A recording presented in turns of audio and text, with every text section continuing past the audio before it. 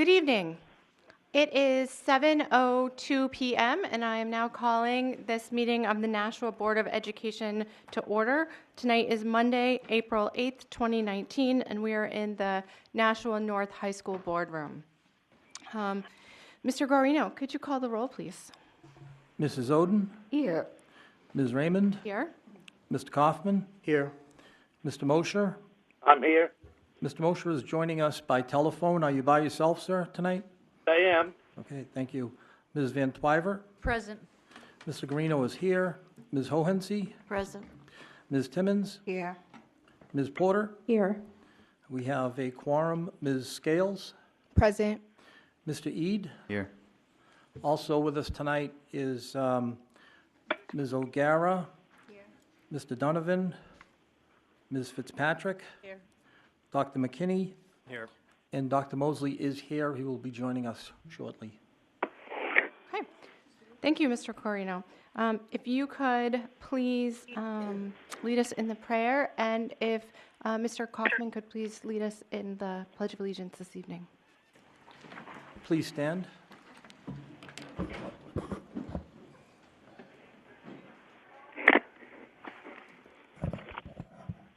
Almighty God, we have the high honor and the serious duty of managing the educational institutions of our beloved city.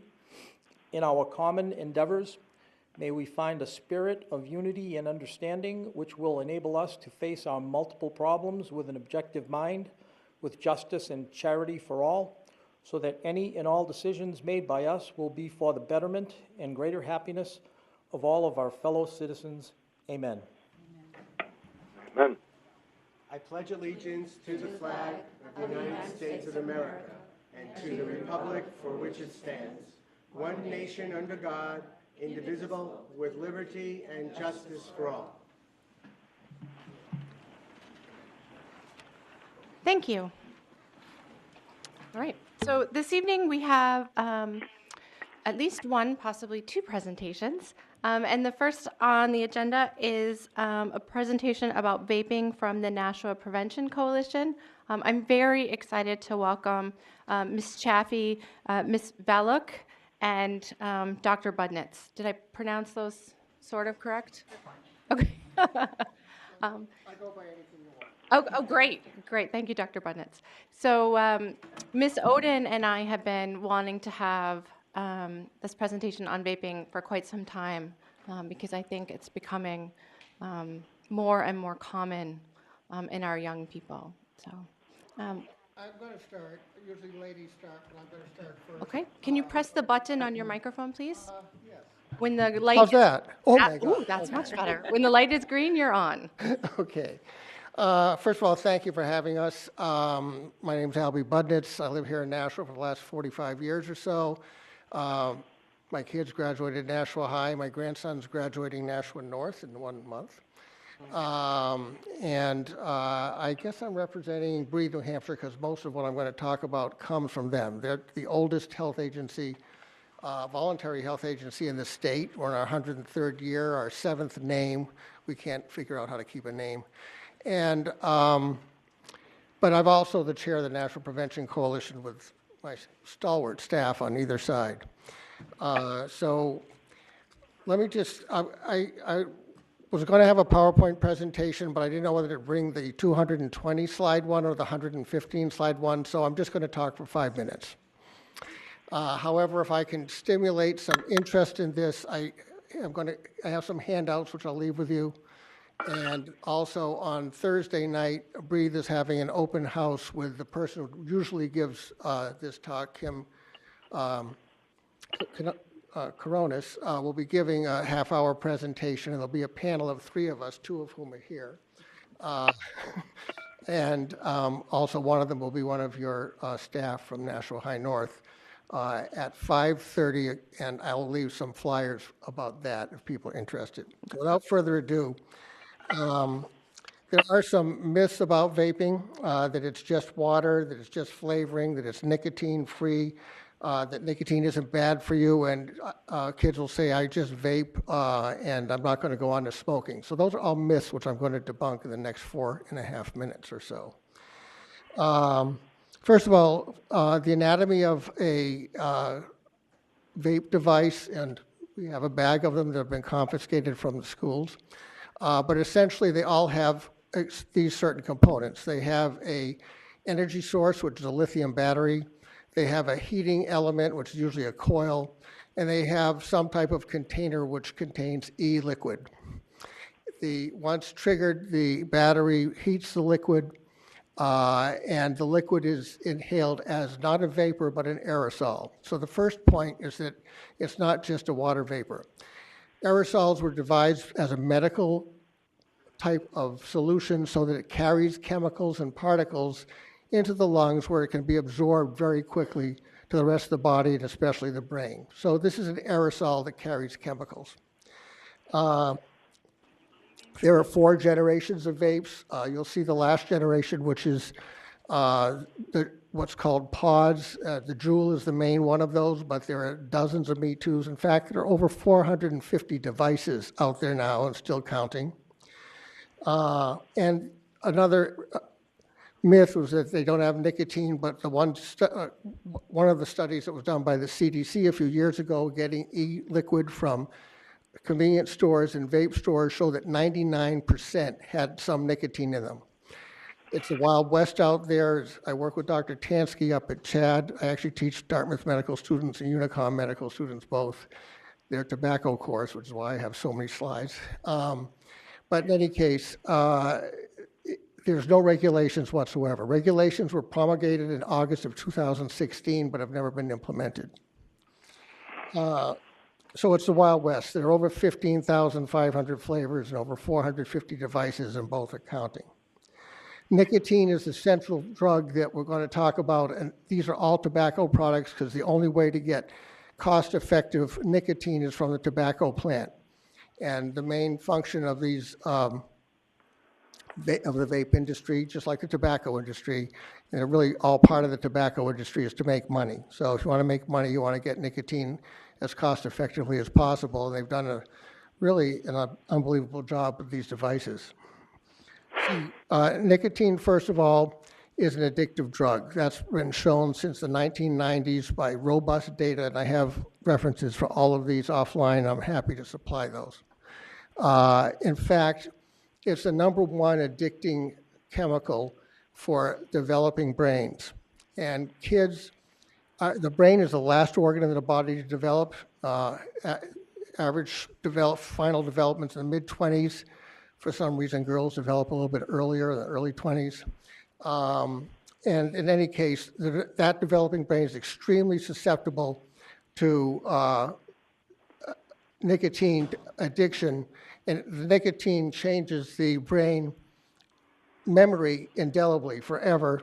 It changes the architecture and the circuitry almost forever. And very little exposure to nicotine will do that. I'm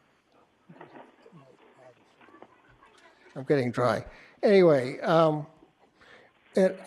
what we use for an example is, because we have the data on combustible cigarettes, a few cigarettes a week, 5, 6 a week, a few weeks in a row will change the brain similarly in someone whose brain is not developed, not developed as an adult. A fully developed brain will take 6 or 10 cigarettes a day for several weeks and make the same changes.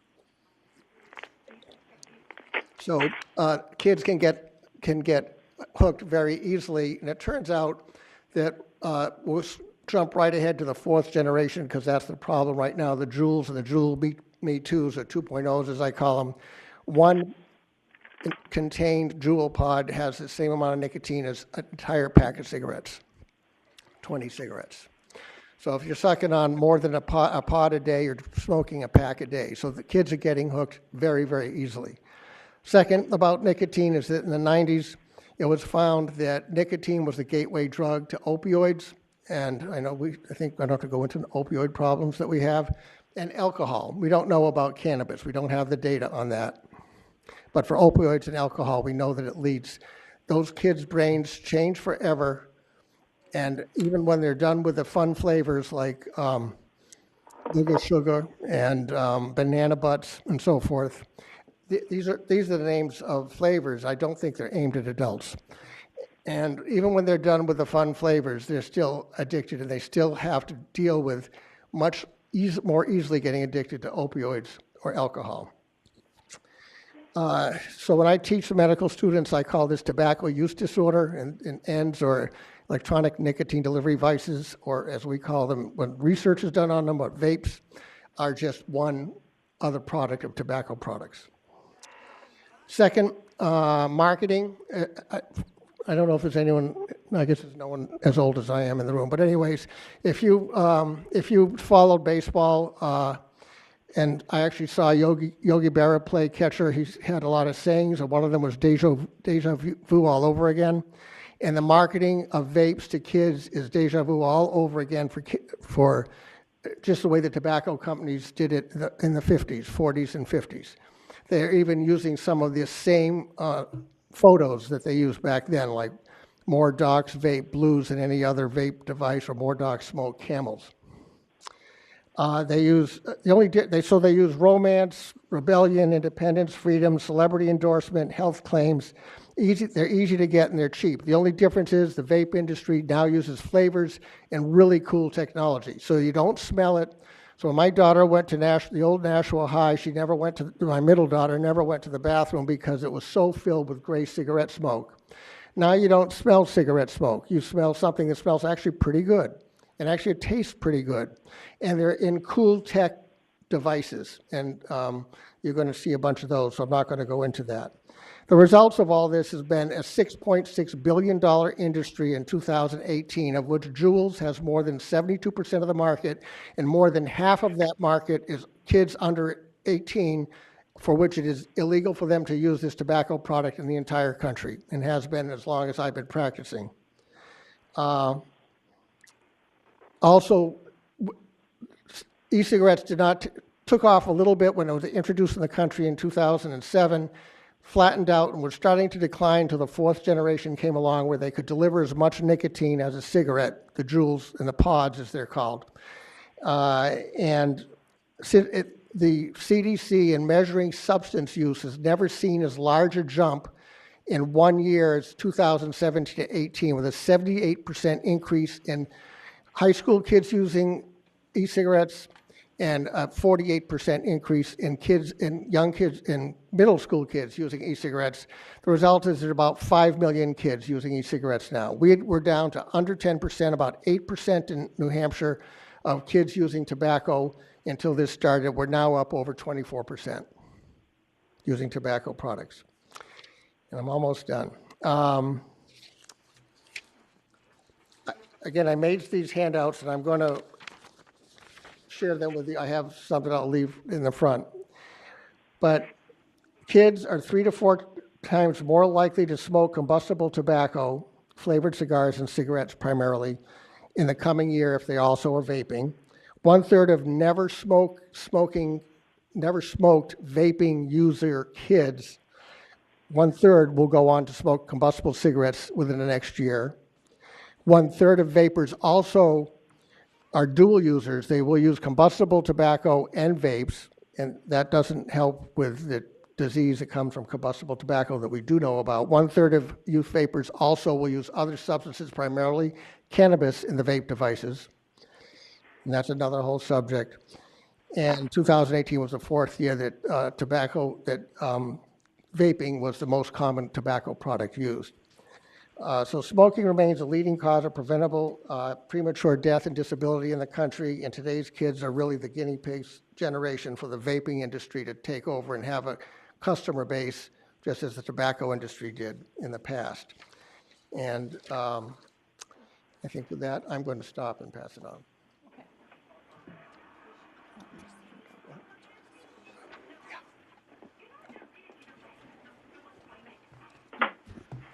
So I was going to save this part of it till last, but since Albie already mentioned some of the devices, these are the pods. This is the equivalent of 4 packs of cigarettes. So one of these is equivalent to 1 pack of cigarette. And again, these are for the Juul devices, which is the newest device that is marketed to young people. And this is what the device looks like. It has a charging section to it that, as you can see, it's plugged right in here to her laptop. So it can be very easily hidden in a classroom. A lot of times before this became evident to be a problem, many of the teachers just did not know what they were. And he referred to my bag. And now Dr. Budnitz is calling me the bag lady. But these are the devices that have been confiscated at the 2 high schools since September. It's the equivalent of 65 various devices, not all Juul, but the majority of them are Juuls, and 11 containers of e-liquid. So these are not refillable, although there are YouTube videos that can show how to take them apart and refill them with your own liquids. But many of the other devices, we have a couple of them here, can be refilled, and these are the liquids that they use. And he talked about some of the flavors. This one is French toast. Yeah, they're pretty wild. All geared towards the kids. So one of the things that Ms. Oden asked us to talk about was, what are we doing, the Nashua Prevention Coalition, in the schools? We started September of 2017 when I received a phone call from one of the assistant principals here at North, also a former student of mine, that she said, I don't know what to do. She said, we are getting so many young people getting caught. So we set up a meeting with Principal Burns and the assistant principals here, and we presented to all of the students, 9th through 12th grade, during their E-block. So we did one grade level, and then we went over to Principal Richard and did the same thing over at South. So since then, we have presented to parents as well, both open houses last year, and only one at North this year because of the snowstorm that canceled the open house in the winter, this past winter, along with 4 at the community level that were open to the public. And those at the community level we often refer to and work with Breathe New Hampshire. We also had, for educators, we had 3 offerings on workshop and early release days to any teachers that wanted to sign up. And then on an early release day, it included all the coaches and the security personnel from each school. So Cammie is going to talk a little bit more about the youth presentations. Hi, everyone. So I wanted to start with the data piece from, we had presented last year, the 2017 Youth Risk Behavior Survey results, and 23.8% of high school students at Nashua South and Nashua North reported that they had used an electronic vapor product in the past 30 days. And as many of you know, the kids just took the Youth Risk Behavior Survey for 2019, both high schools and all 3 middle schools. And unfortunately, we're concerned that that number is gonna be increased. But I did wanna let you know that we're gonna do one-pagers that summarize the results, and we'd be happy to come and share those results with you.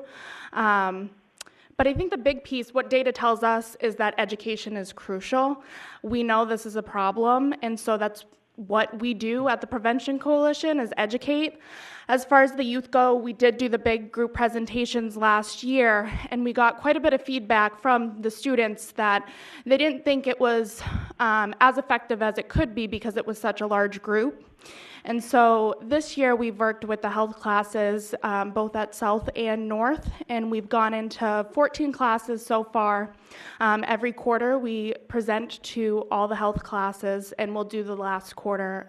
I think we're scheduling for May to do both high schools. But the presentations have been a lot more effective with the youth because it's more of a conversation. It's a lot more informal. The students have a lot to say. They have a lot of questions.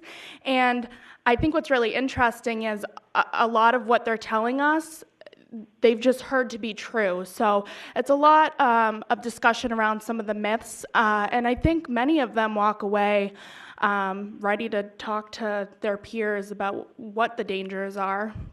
I did want to let you know, too, that the younger we can start this education, the better. There are a lot of young people. I had discussions with the guidance counselors at the elementary schools, and these kids aren't necessarily using these devices, but they see their older siblings or relatives using them at an older age. So we have provided educational materials for guidance counselors at the elementary schools so they can share it with parents or anyone who might be interested. And we've also scheduled a presentation for summer school this year for the middle school kids. And I think that will be a really interactive presentation we're gonna work on doing.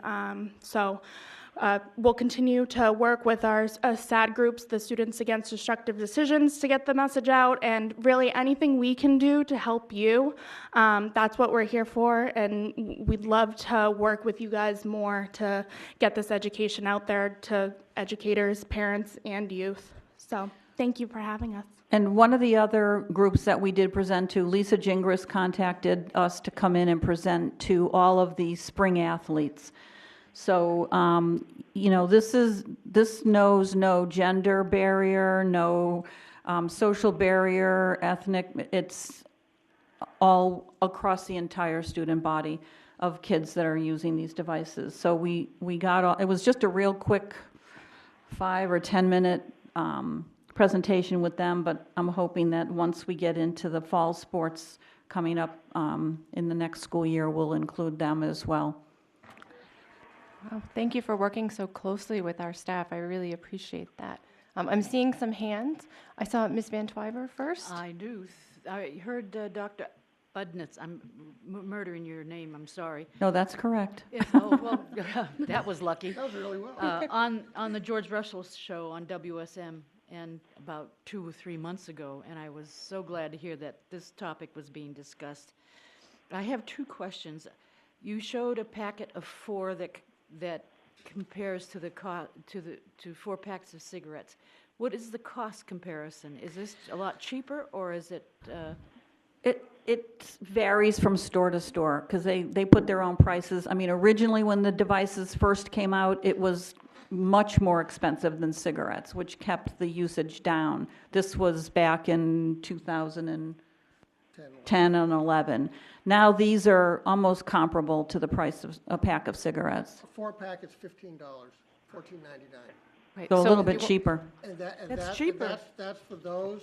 There are Me Too pods and other pods that are refillable for the 4th generation devices for even cheaper. All right, so you said 4 for $14.99, just because. But that doesn't include the device. Okay, Yeah, the devices are $29.95, something like that. so like $30 for the device. Okay. But the device is reusable. So a high school student can afford this if they were working for a living after hours. Is there any legislation going on up at the state legislator that could force the price? I mean, we tax the heck out of cigarettes, don't we? Why? We're the lowest of all the surrounding states and countries. So people come here to buy the. Yep, sorry. We're we tax it, but we're lower than Vermont, Maine, Massachusetts, Quebec, Ontario.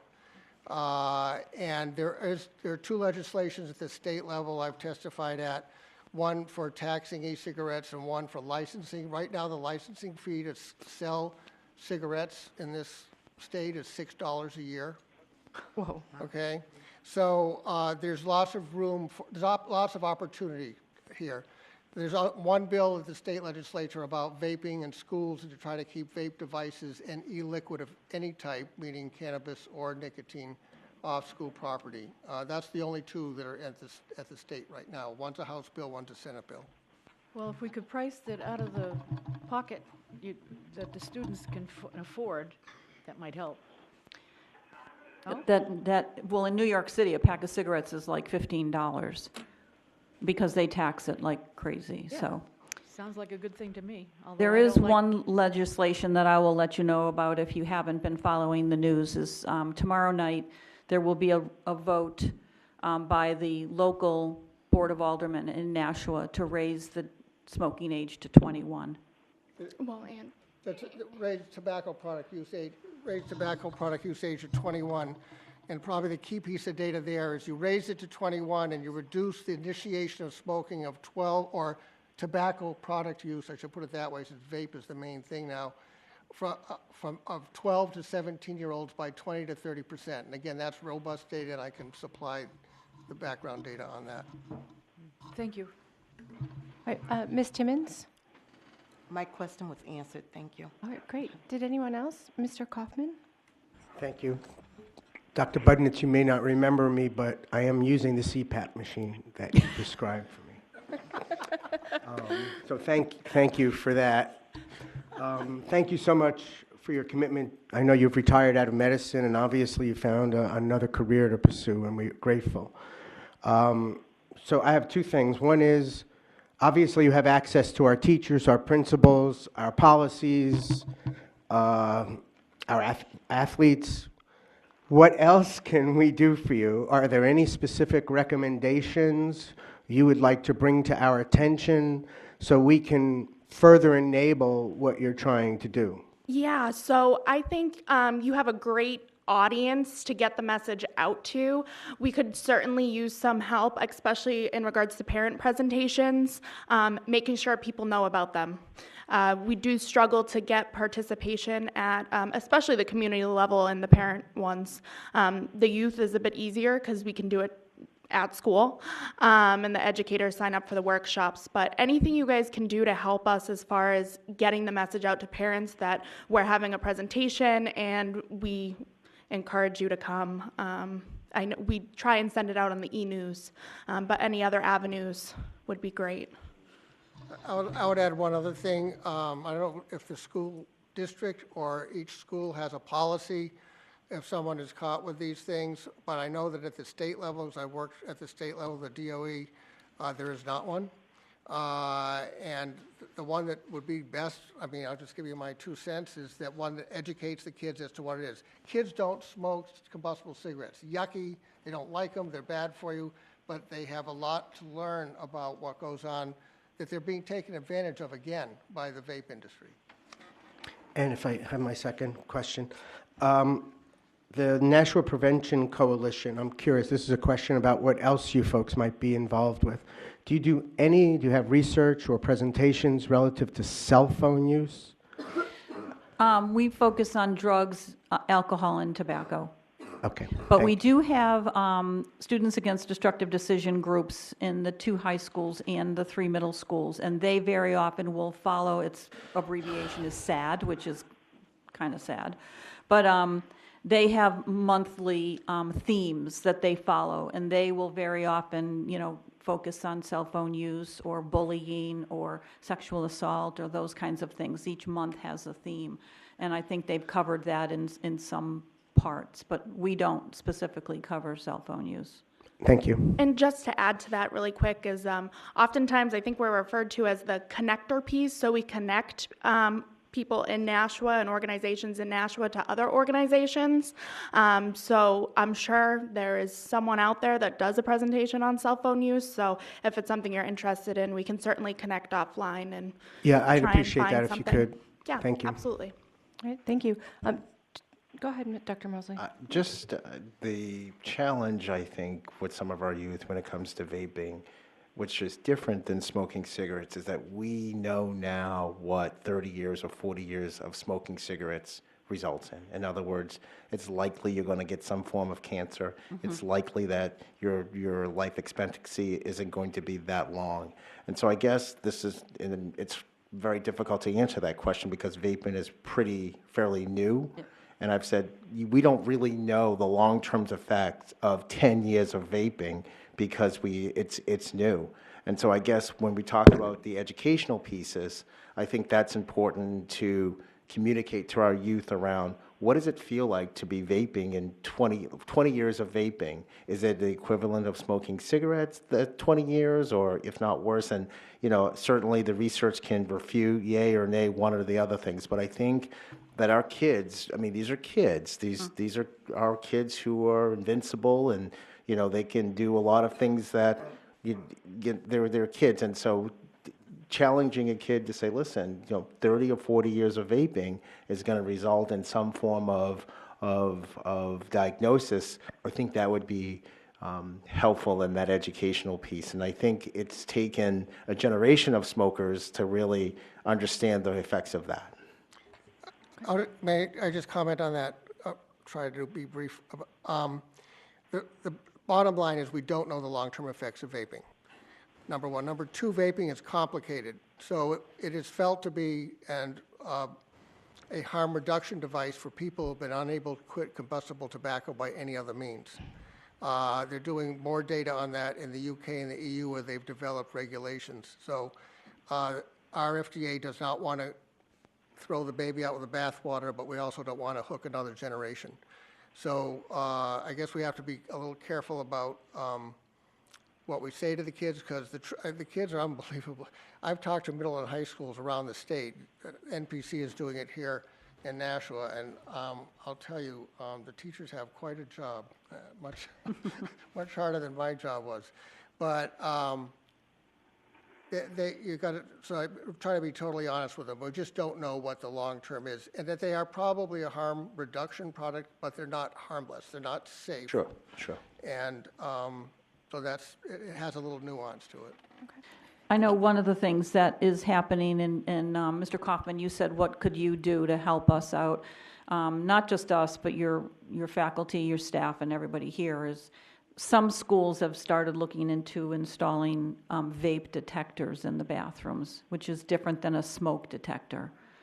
But I think it's been shown to be pretty cost prohibitive. Mm-hmm. In most of there was one school district that said, out in the Monadnock region, they were like, yep, we're going to install those. And then I read, nope, can't afford it. So, but that's a possibility somewhere down the line, but hopefully we get this under control.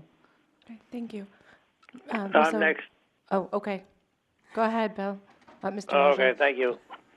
I can recall years ago, and I think some of the kids still do it, and that's what they call huffing. And that's inhaling the vapors from spray cans and from hairspray and paint and things like that. And they did not realize the damage that they were doing. And the same thing is true with smoking or vaping. The long-term effects, we have no idea, except for the cigarettes, because we know that there is probably over 400 volatile chemicals that are inhaled when you smoke a cigarette.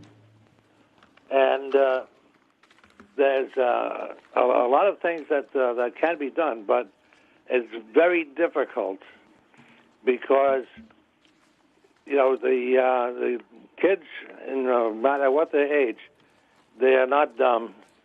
They're not stupid in any way.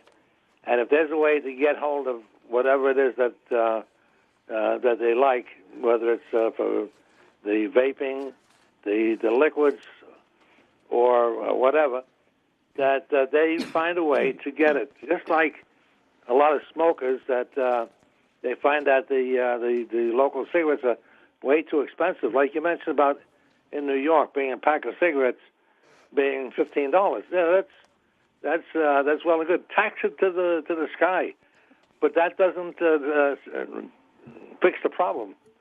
People say, well, that's too expensive. I'm going to buy through the reservations from the Indians.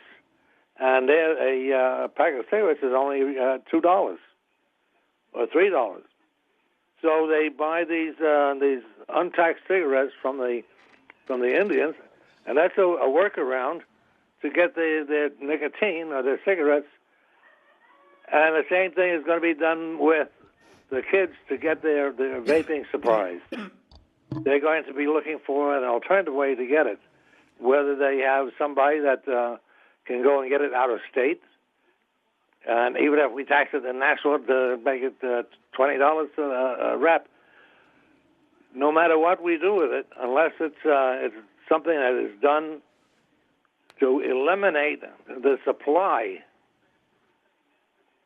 cut it off at the pass, cut off the supply, and so that they can't get it, no matter what. That is a way to stop it. You're not going to stop it by legislation or policies, because they laugh at this stuff. Legislation and policies, we find another way to get it. That's true.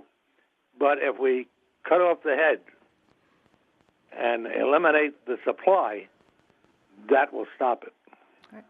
Thank you. Thank you, Mr. Mosier. Ms. Oden?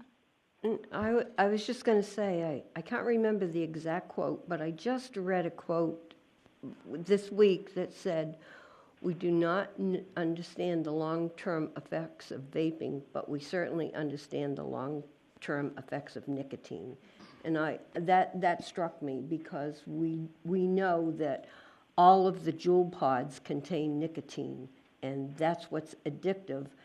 And I believe what Dr. Budnitz said, the part of the brain that's developing for students is being altered, and it is making them susceptible to a lifetime of addiction. And to me, that is a very, very scary thought. And that's why I had pushed to have you people come in, because I think this could be a life problem for a lot of our kids who think they are just inhaling some sweet-smelling thing. So, thank you. Thank you all. Thank you, Ms. Oden. One further thing, I just wanted to double check with Ms. Fitzpatrick, but I believe our policy JIC, the consequence for being caught with a device containing nicotine, whether it's a cigarette or a vaping device, is suspension. And our policy specifically states electronic devices, which would be a vape. So it is combustible and non-combustible. It's in there specifically. Okay. Just to add really quick, I know at some of the schools it's not in the policy, but they were looking to refer the kids to the student assistance program counselor, because perhaps they are struggling with addiction or they need some extra support. So I know it's something last year we had conversations about, to get the student to the SAP so that they could have that conversation and an assessment to get them further resources if needed. Okay. And that might be something that the policy committee might wish to discuss. Thank you. Thank you. Oh, I'm sorry. It looks like our student board members have a couple of questions. Ms. Scales first, then Mr. Eid. I was wondering if you guys were going to be thinking about doing student training. So having students go out to the schools and maybe present to a couple of students, like a class, like freshmen, sophomores, or juniors, because you guys are adults, and kids seem to listen to students their own age that might have been doing it and have learned from vaping than adults who. So that's definitely something we've been talking about. You don't think she's young enough to pass as a student? I round down. When they ask when I graduated high school, I round down. So. That's why she does the presentations, not me. But you make a very good point that it is probably much more effective. Problems being the students missing school to do that, which I know as a former teacher, teachers don't take it very lightly when somebody has to be out of their class. And in getting the people that possibly have been caught vaping, getting them to be able to present or wanting to present might be a little bit hard. Yeah. So I'm part of a presentation team that that talks about mental illness and how drugs can lead to mental illness and everything. And they've had those problems too, but they went about picking the students to do it by having the guidance counselors pick them, and then them having their parents, sign a permission slip saying that they can be out of school and everything. So I don't know, maybe Right. that could work for you guys. Yeah, I think that's a fantastic idea. Certainly, we'll have to have an ongoing conversation with it, but maybe it's something that we could connect with offline and see what your approach is to it. And there'd have to be a teacher in each building that would be willing to spearhead that, because we wouldn't be able to do that.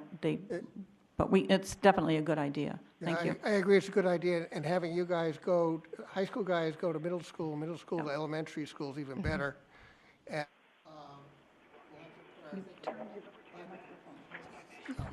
have to put our thinking caps on and how to do it, but between Breathe and Nashua Prevention Coalition and the state, we'll work on it. Okay, thank you. I'm sorry, Mr. Eid was next. And I like the idea of the bathroom detectors for vaping. And I know because bathrooms is where students see and unfortunately smell the problem of vaping firsthand. I know I have. So if cost does permit, I know that's a big if, I think it's definitely something that should be looked into.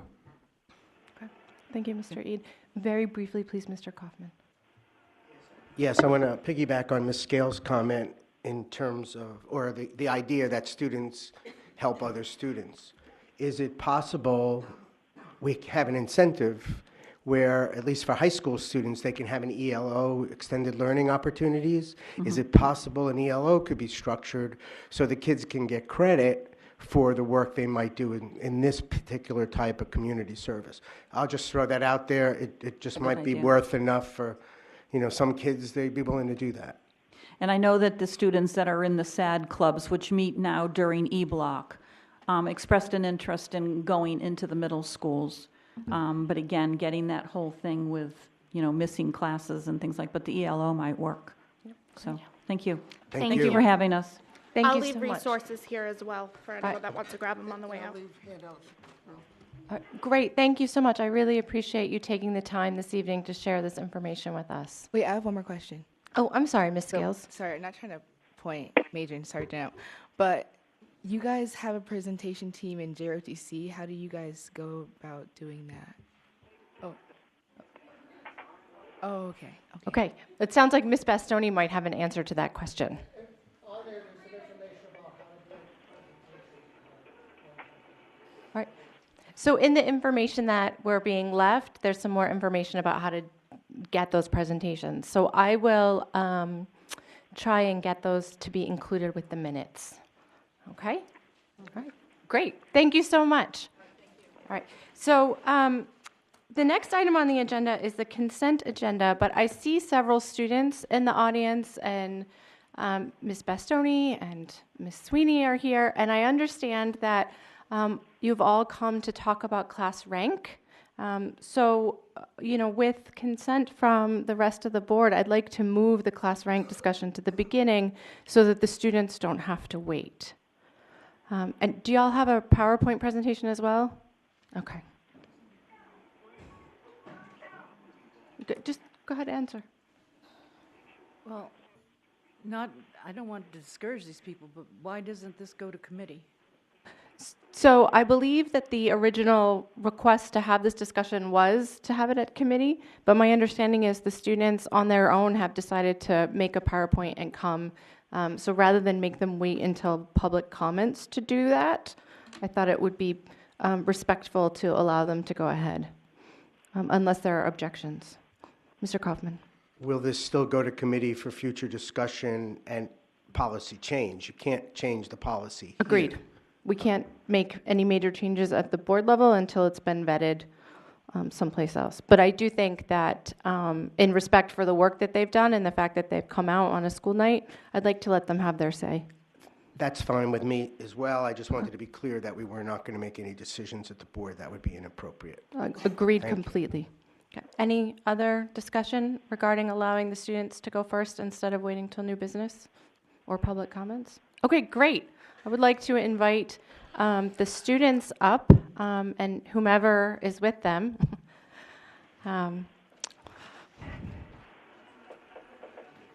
Okay, and it looks like we need the projector, so I will get out of the way.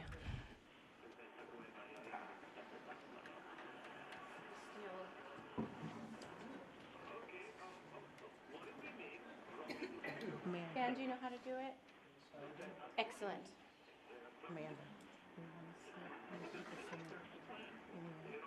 Do you want us to grab the lights too? That would be wonderful. Thank you, Mr. Eid. Or actually, Ms. Scales. So we can hear. Okay.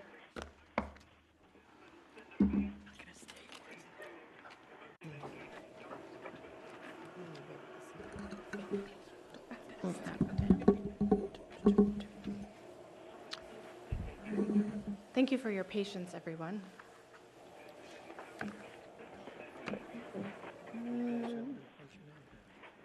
Perhaps one, can everyone see it? Because I can't. No. No, perhaps one more set of lights? George? Okay. That works. We'll be in the dark. All right, Ms. Bastoni and Mr. McQuilkin, I'm surprised but pleased to see you. What have you got for us? It's great to be here tonight. Thank you, guys. And thank you for taking us early. So Mike McQuilkin, NTC Director, Nashua South Campus. Amanda Bastoni, NTC Director, North Campus. And once again, thanks so much for having us here tonight. Tonight we have students from both North and South who want to discuss the issue of class rank. Before I introduce them, I would like to explain our involvement as CT directors in this process. Back in the fall, while we were at a CT directors meeting, a group of students from a career and technical student organization spoke to our directors group. This group of students was from the Technology Student Association. Despite being a career and technical student organization, this group was not affiliated with any of our CTE programs in Nashua. Amanda and I then met with the students after the meeting and found out there were almost 70 Nashua students involved in this organization, involved in TSA. Yet none of those students were enrolled in our CTE classes.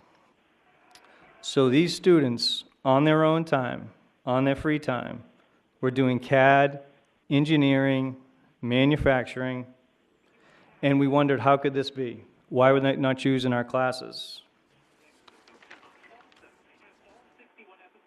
After interviewing the students, one main theme arose. These students were not taking our CTE classes because they were not weighted the same as an AP class, and ultimately, it would hurt their class rank. So these students could not be working in their field of choice during the day in one of our classes, CAD, manufacturing, machining, but instead felt the pressure to sign up for another course because it was weighted more. This made me feel we're doing a disservice to our students. A second story involves a recent event that we attended at Manchester Community College. This was for the Girls in Technology Day, for girls who are interested in STEM. We had 30 freshman girls from both schools attend the event. Once again, when I interviewed these freshmen prior to their trip, they told me they had no intention of taking our courses because it would ultimately hurt their class rank. So despite their interest in STEM-related fields, they're choosing other classes to improve their rank and not taking any of the classes that interest them.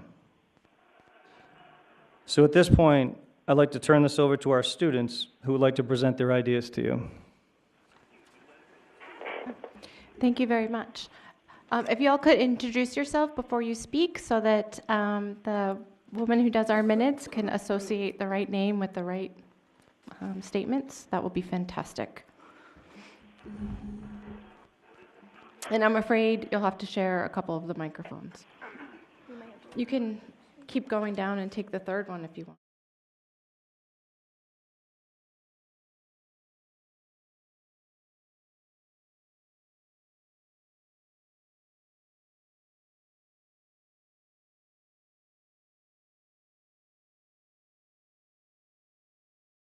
Thank you, Ms. Timmons, for sharing your microphone.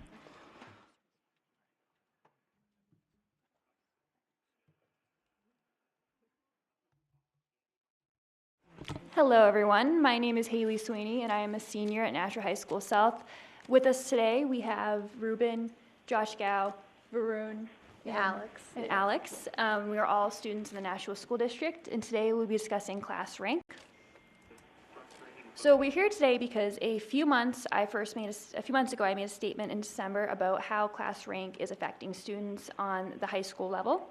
And then since then, the conversation has really been ignited among student groups at both schools, from my understanding, but especially South, because that is what I can mostly speak for.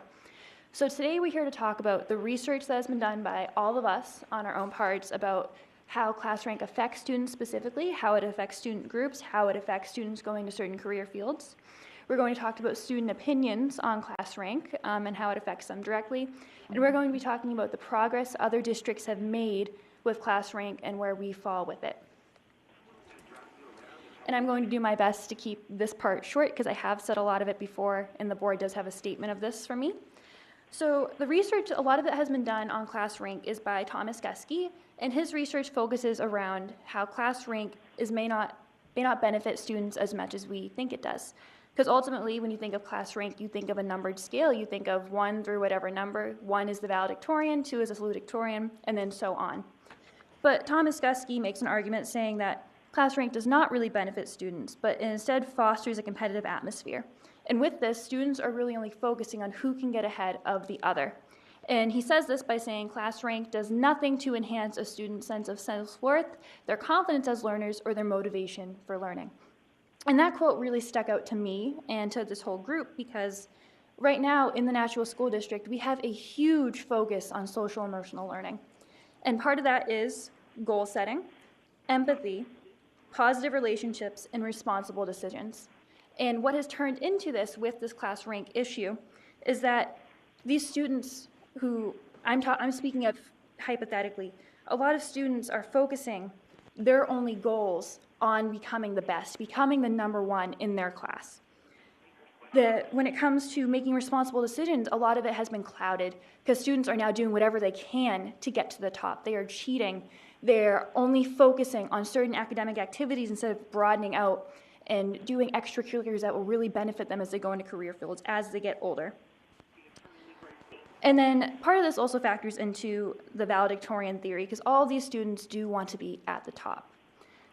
Katie Arnold did a study on valedictorians in the late 90s, early 2000s, if I have the dates correct. And what this did is she took a bunch of, I believe up to 100 valedictorians, you may have to correct me on the numbers, all of different sexes, races, ethnicities, and she watched them. She tracked them as they grew older, they went to college, and how they went to career fields. And what she found is that valedictorians tend to follow conventional, societally approved career paths. And within those career paths, such as doctors, lawyers, engineers, things that would stereotypically valedictorians would go into, they found that these valedictorians rarely introduced new groundbreaking innovations or explore areas unfamiliar to them, which goes kind of everything against the Nashua School District and what we stand for. Here we are trying to bring in new innovation. We're trying to get kids to think outside the box and explore and analyze, and part of competency-based grading that we have introduced over the past few years.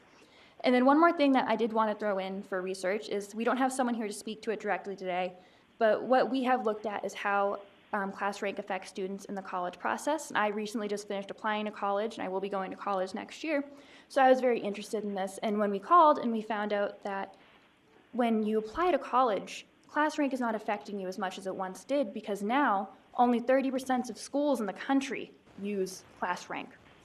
That means 70% of schools have either gotten rid of the system or they have changed it so it is no longer that numbered scale of 1 to endpoint.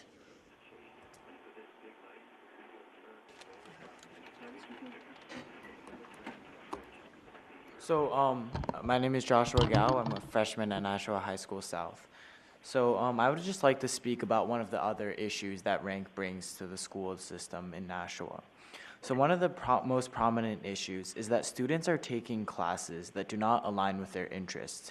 They're taking these classes solely due to the motivation of improving their rank, which we like to call the AP theory. So the next several slides are survey results from students who participated in the Technology Student Association Club, also known as TSA, which Mr. McQuilkin spoke about before. So as you can see on the first slide, we asked the students, how many AP courses do you take? 60 to 70% of the students take 3 or more AP classes out of the 8 credits they can take at school. The next slide shows how many students take CTE courses. 91.2% of the students don't take a single CTE courses. So this leads us to ask, why don't students take CTE courses? And the majority of students said that it was either due to GPA or time limitations. Time limitations can also be interpreted as, I want to save my time in class to have more room for AP classes to improve my GPA. So we believe that if we amend this current rank system, that we would motivate more students to begin taking CTE courses and to truly take classes that they're interested in, not to just improve their rank. So the majority of the students in the survey were ranked really highly at our school, which shows that the people who are steering away from these CTE courses are people who are most concerned about their rank. So part of what we wanted to discuss now was how we can change our current ranking system so it benefits students in the Nashua School District. So what we wanted to point out was that many local schools, along with schools around the country, are changing how they rank students. And I'm not just saying just getting rid of rank and no more one endpoint. We're saying schools like Hollis Brookline, like Bedford, like Souhegan are no longer doing that. They are either going through tiered deciles, like which I have listed below, which is top 10%, top 25%, top 50%, or top 75%, or some other alternate system. I would like to talk about my personal favorite that I would always love to recommend, which would be the Latin system, which is how you would see most colleges rank. But even though I would say it's an honor, it's not a rank anymore. Using the Latin-based system of cum laude, magna cum laude, or summa cum laude is an honor of achievement that you have done throughout your academic time at a school. And obviously this would be based off a predetermined GPA threshold, which I personally do not have one to tell you. I figured once this got to policy or a study or wherever this goes next, it could be determined there. But I think what we should be focusing on is the excellence students have achieved over their time in the Nashua school system, and not just a number on a scale. So some of the common concerns are that not ranking students will hurt them in the college application process. However, through our research, we found that many high schools across the country and the state have switched to different systems, and colleges have adapted to these changes, meaning that they will accept students from schools without rankings. Another issue that was brought up was students applying to military schools, such as West Point. Upon contact, I can jump in. So after this issue was brought up by you, Ms. O'Henzie, I decided to do some research because I was very interested, and I'm not very familiar with junior ROTC or military. Me and the librarian at South, Ms. Flesher, we reached out to the Marine recruiter, the Army recruiter, all of the recruiters that come to the school, and all of them said that if we did change our ranking system, it would not affect anyone applying to the military. The only answer that we got that was different was from West Point Military Academy, which said that they would request some form of rank, but depending on how the school does it, they can adapt their requirement.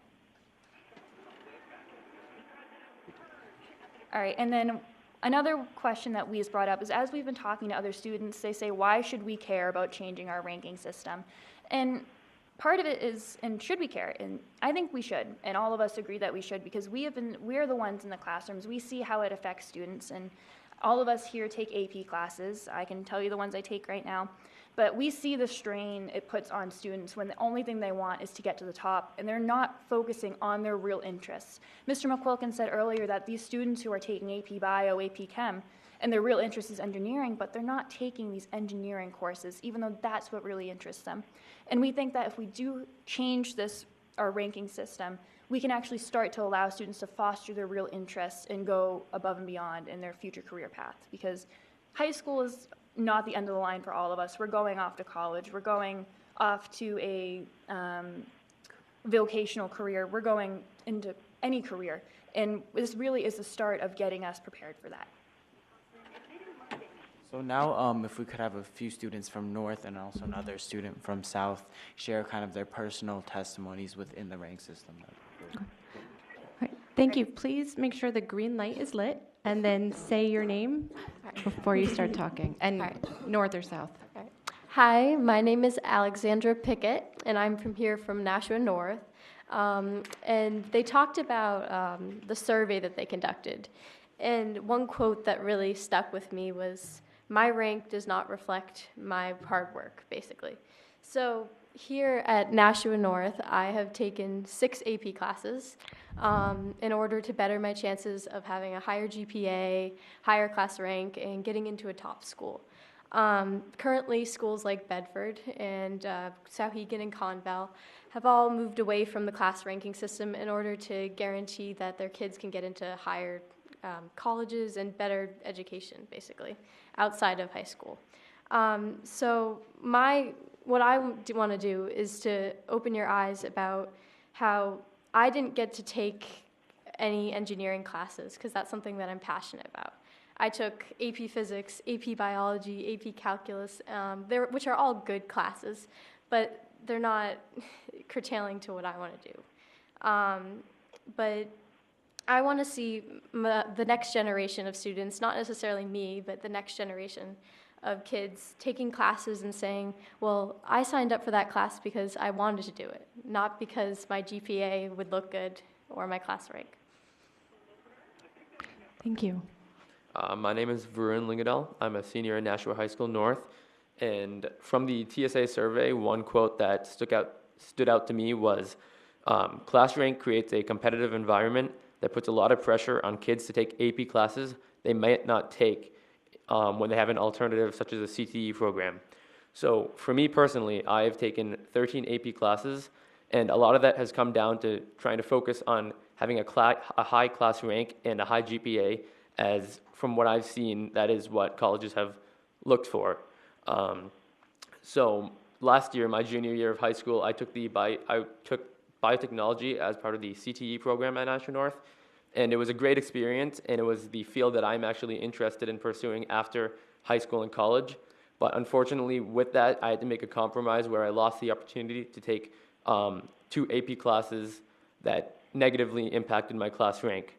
So this year, I was unable to take the second year of biotechnology 2, and instead I had to spend my time and take a course, an AP course, that is not necessarily bad, and I really enjoy what I've learned in that class, but I am missing out on the opportunities that I would have received if I had been able to take biotechnology 2, and if I did not have to worry about AP classes and the constraints and the focus on GPA and competitiveness of the current class rank system in the Nashua School District.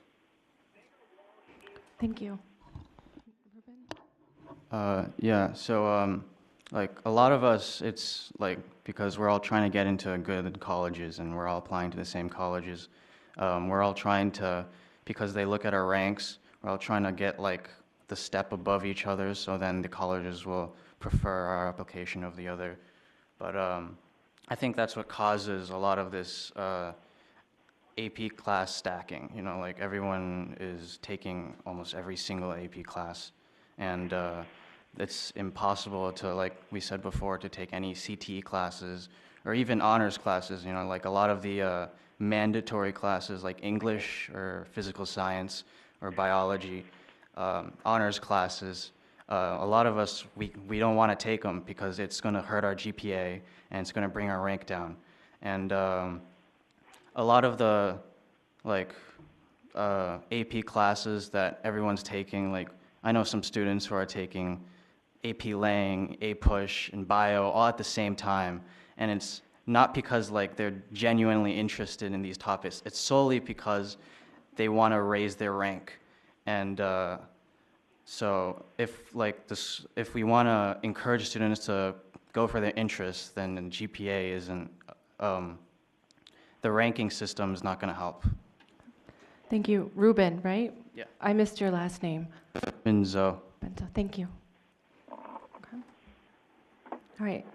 Thank you all. I appreciate you taking the time out on a school night. And since now I know how challenging your academic workload is, I especially appreciate you taking the time to create this and come out. I don't think that we're going to question these students at this time because this was kind of a public commentary and we don't typically question the public. But I do think that it was important for them to get the chance to have their say before it got too late. Okay? Thank you so much. Thank you.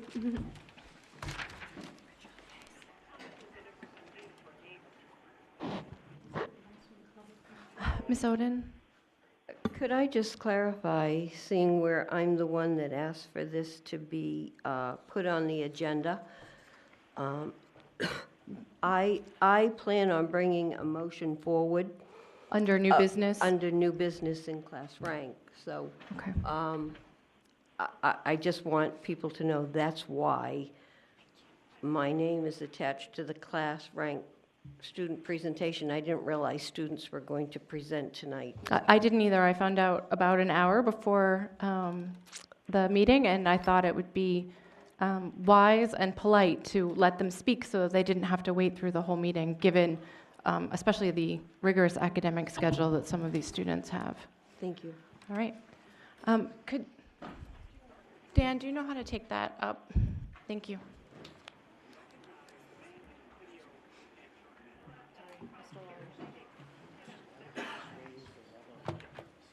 Yes.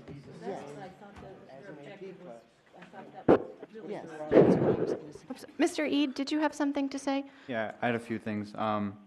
First, it was brought up that pursuing a better GPA or class rank is sort of separate than, it's a different endeavor than learning, but it's not. When people take on these harder classes, they get good grades, they have to learn the content.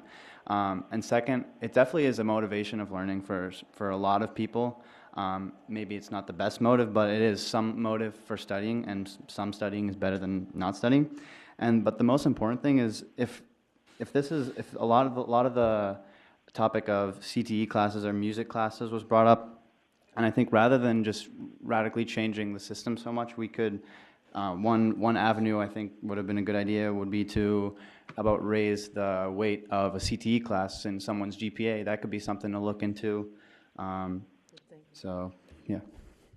Thank you. In addition to what George just said, so recently we made music class weighted, an honors course. And so what I was thinking was, since these CTE courses are supposed to prepare you for college and some give you college credits, why not raise why not make the course weighted if that's what it's supposed to do? Okay. Thank you, Ms. Scales. Okay.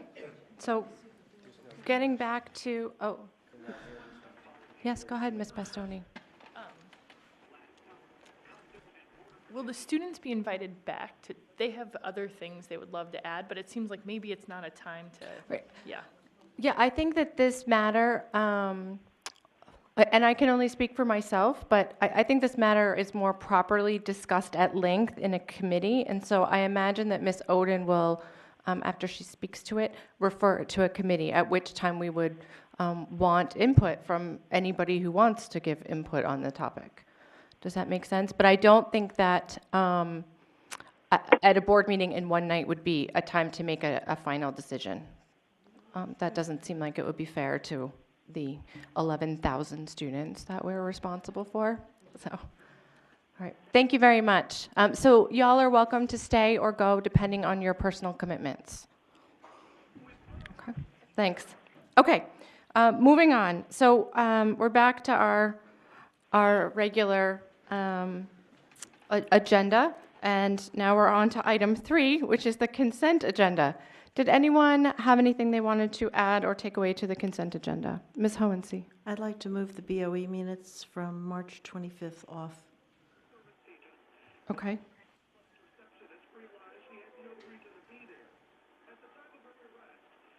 Any objections to removing the March 25th minutes? Yeah, I want to know why. I would speak to that after. Usually you pull it off, and then you talk about it separately. I just don't want to muddle the process. Yep, that, Okay, just ask why. okay.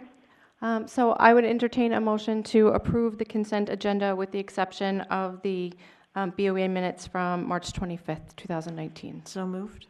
Okay. So moved. So I'm going to call that a motion by Ms. Hohensee and seconded by Mr. Mosier. Okay. Whenever you're ready. On the motion to approve the consent agenda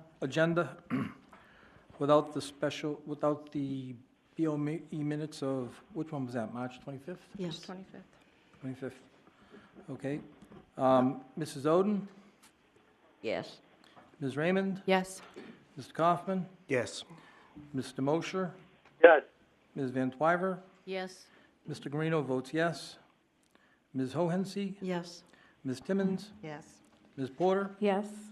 Motion carries 9-0. Thank you. Ms. Hohensee, did you want to speak to your 325? Yes, I would like to move to sanction Ms. Timmons and request a public apology for interrupting and slandering Ms. Johnson at the 25th meeting. And I'll talk to that if I get a second. Second. We cannot go into non-public to discuss this. It has to be in public because we're talking about board members. But if we allow inappropriate behavior to continue on this board, it's embarrassing. 3 interruptions and disparaging language, no member of the public is going to come to our public comment. And I just think it's an appropriate thing to do, to make an apology and to identify this as not our ideal behavior, not behavior we're modeling for our students. Thank you, Ms. Hohensee. Ms. Van Twyver? Yes, you're questioning the minutes. Were the minutes not properly transcribed? The minutes were fine. The minutes included this, and at the same time if we approve those minutes, I want to make sure this board recognizes that that wasn't appropriate behavior for a board member. I don't want to just approve that meeting and then just walk away from it. So as we do that, I want this motion to go first. Okay. Ms. Timmons? I disagree with Ms. Hohensee. That particular person was out of line. I apologize for using the S word, but I will not apologize for her being out of line. So no apology is going to be needed at this point. And as I speak, that person was also yelling at an audience person that you failed to mention as well, and it's on video. So the person was completely out of line both ways, not just with the board member, but also with the audience. So I disagree with you, and there will be no apology. Thank you, Ms. Timmons. I'd like to point out that it is my job to determine when someone is out of line. I do use my gavel, and I did during that particular incident. Ms. Van Twyver and then Mr. Guarino. I'd like to remind the board that we're not supposed to respond to public comments. So it was out of order. Go ahead, Mr. Guarino. Thank you, Madam President. I would like the board members to go back and look at the meeting minutes. I think there are some people on this board who completely ignore other people like they're invisible, because Ms. Timmons, if I can use her name, already apologized for using that word at the meeting. She immediately said, "I am sorry." So you already have your apology. That's point number 1. Point number 2, there are people on this board who never apologize for very poor behavior, for throwing temper tantrums, okay, for disrupting our meetings. They will never apologize. So I find it very hypocritical that they are now trying to condemn one of our board members who made a mistake. She knows she made a mistake. I'm not going to continue on with this kind of political Shakespeare. Every meeting it's the same political Shakespeare. We need to get on with the business of educating our children, and we need to stop this. This is the reason why there is contention on this board, because there are people that want to make political gains. It's all a political game, make political points. And I think we need to stop this. People of the city of Nashua, they don't want this. Thank you, Mr. Guarino. Ms. Hohensee? To be brief, Ms. Timmons apologized for one vulgar word. That's to the board, that's to the public. I'm asking for apology for interrupting 3 times and for slandering the board, the member of the public who came to speak to us in good faith. Thank you. I'd like to say that this board, our meetings have gotten quite heated over the last year and several months that I have been on it. I have already spoken to the board publicly about my disappointment with how our members have conducted themselves, both publicly and in emails, which then are public. And I would very much like this type of behavior that is indecorous and rude, frankly, and disrespectful to each other and to other members of the public to stop. And I think that there are very few members of the board who have not behaved in a way that was inappropriate for a board meeting or inappropriate in an email. Frankly, I could call out maybe 1 or 2 who have not acted inappropriately over the last several months. So at this point, you know, I've asked many times that we have a fresh start and that we start to conduct ourselves. And we've made some attempts to make things better. But I would like to call for that again, that we have a fresh start, that we follow our own ethical guidelines, and that we go forward from here in a way that is both respectful and professional. Mr. Kaufman. Thank you. I think the board needs to go on the record that that kind of behavior is unacceptable for any of us. And interruptions are very common on this board. They happen all the time. It should be one of those things we agree not to do. But there needs to, the public needs to know we want to protect their voice when they come to the board to speak. And therefore, I would like to see the board vote on this. Thank you. Thank you. I believe we're ready for the roll if no one else has something to say. Oh, Mr. Guarino, I'm sorry, I did not see your hand. Are you ready for the roll, or did you have something I'm ready brief? for the roll. I'm not going to add any more to this. You ready Just for? a question, what does yes or no mean? So a yes vote would sanction Ms. Timmons, and a no vote would not sanction Ms. Timmons. Okay. On the motion, Mrs. Oden? No. Mrs. Raymond? No.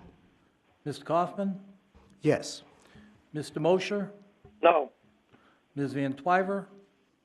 Yes. Mr. Guarino votes no. Ms. Hohensee? Yes. Ms. Timmons? No. Ms. Porter? No. I have 3 yeses and 6 noes. The motion fails. Thank you. Regarding the minutes from 3:25, I would entertain a motion to approve those minutes at this time. So moved. Okay, thank you. Second. Thank you, Ms. Van Twyver. Any discussion on that, or can we vote? Okay, we're ready for the roll. On the motion to approve the minutes, March 25th, 2019, Mrs. Oden? Yes. Ms. Raymond? Yes. Mr. Kaufman? Yes. Mr. Mosher? Yes. Ms. Van Twyver? Yes. Mr. Guarino votes yes. Ms. Hohensee? Yes. Ms. Timmons? Yes. Ms. Porter? Yes. Motion carries 9-0. Thank you.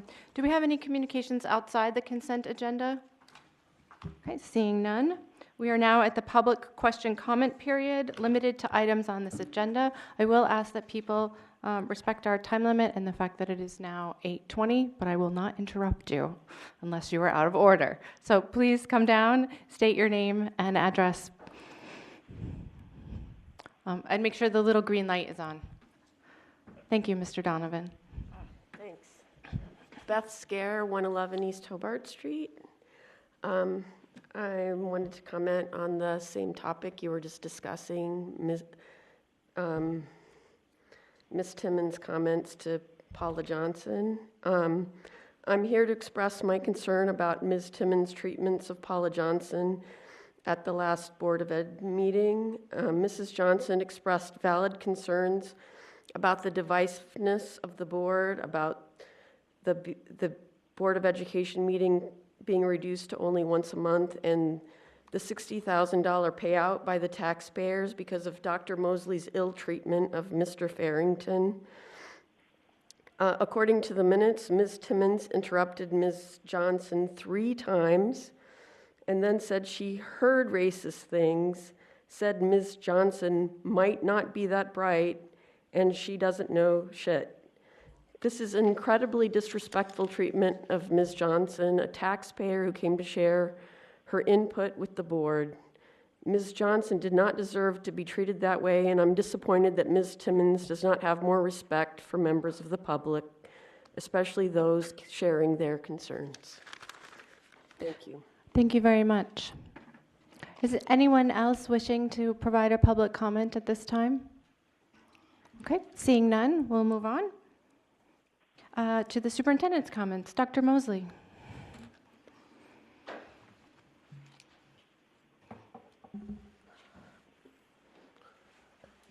I'm going to keep this discussion focused on the kids and the wonderful things that are going on in this district.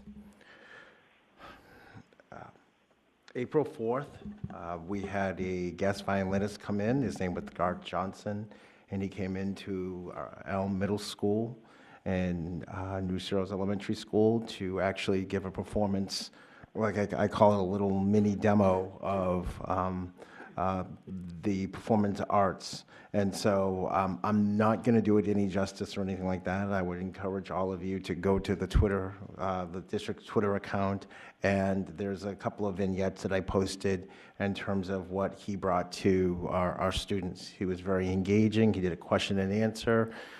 Recently, he performed here in Nashua, I believe, and this past weekend he's not here anymore. But certainly, it was a wonderful activity for our kids and what he had to offer. So thank you, Mr. Johnson. April 3rd, our CTE program was going through a state review.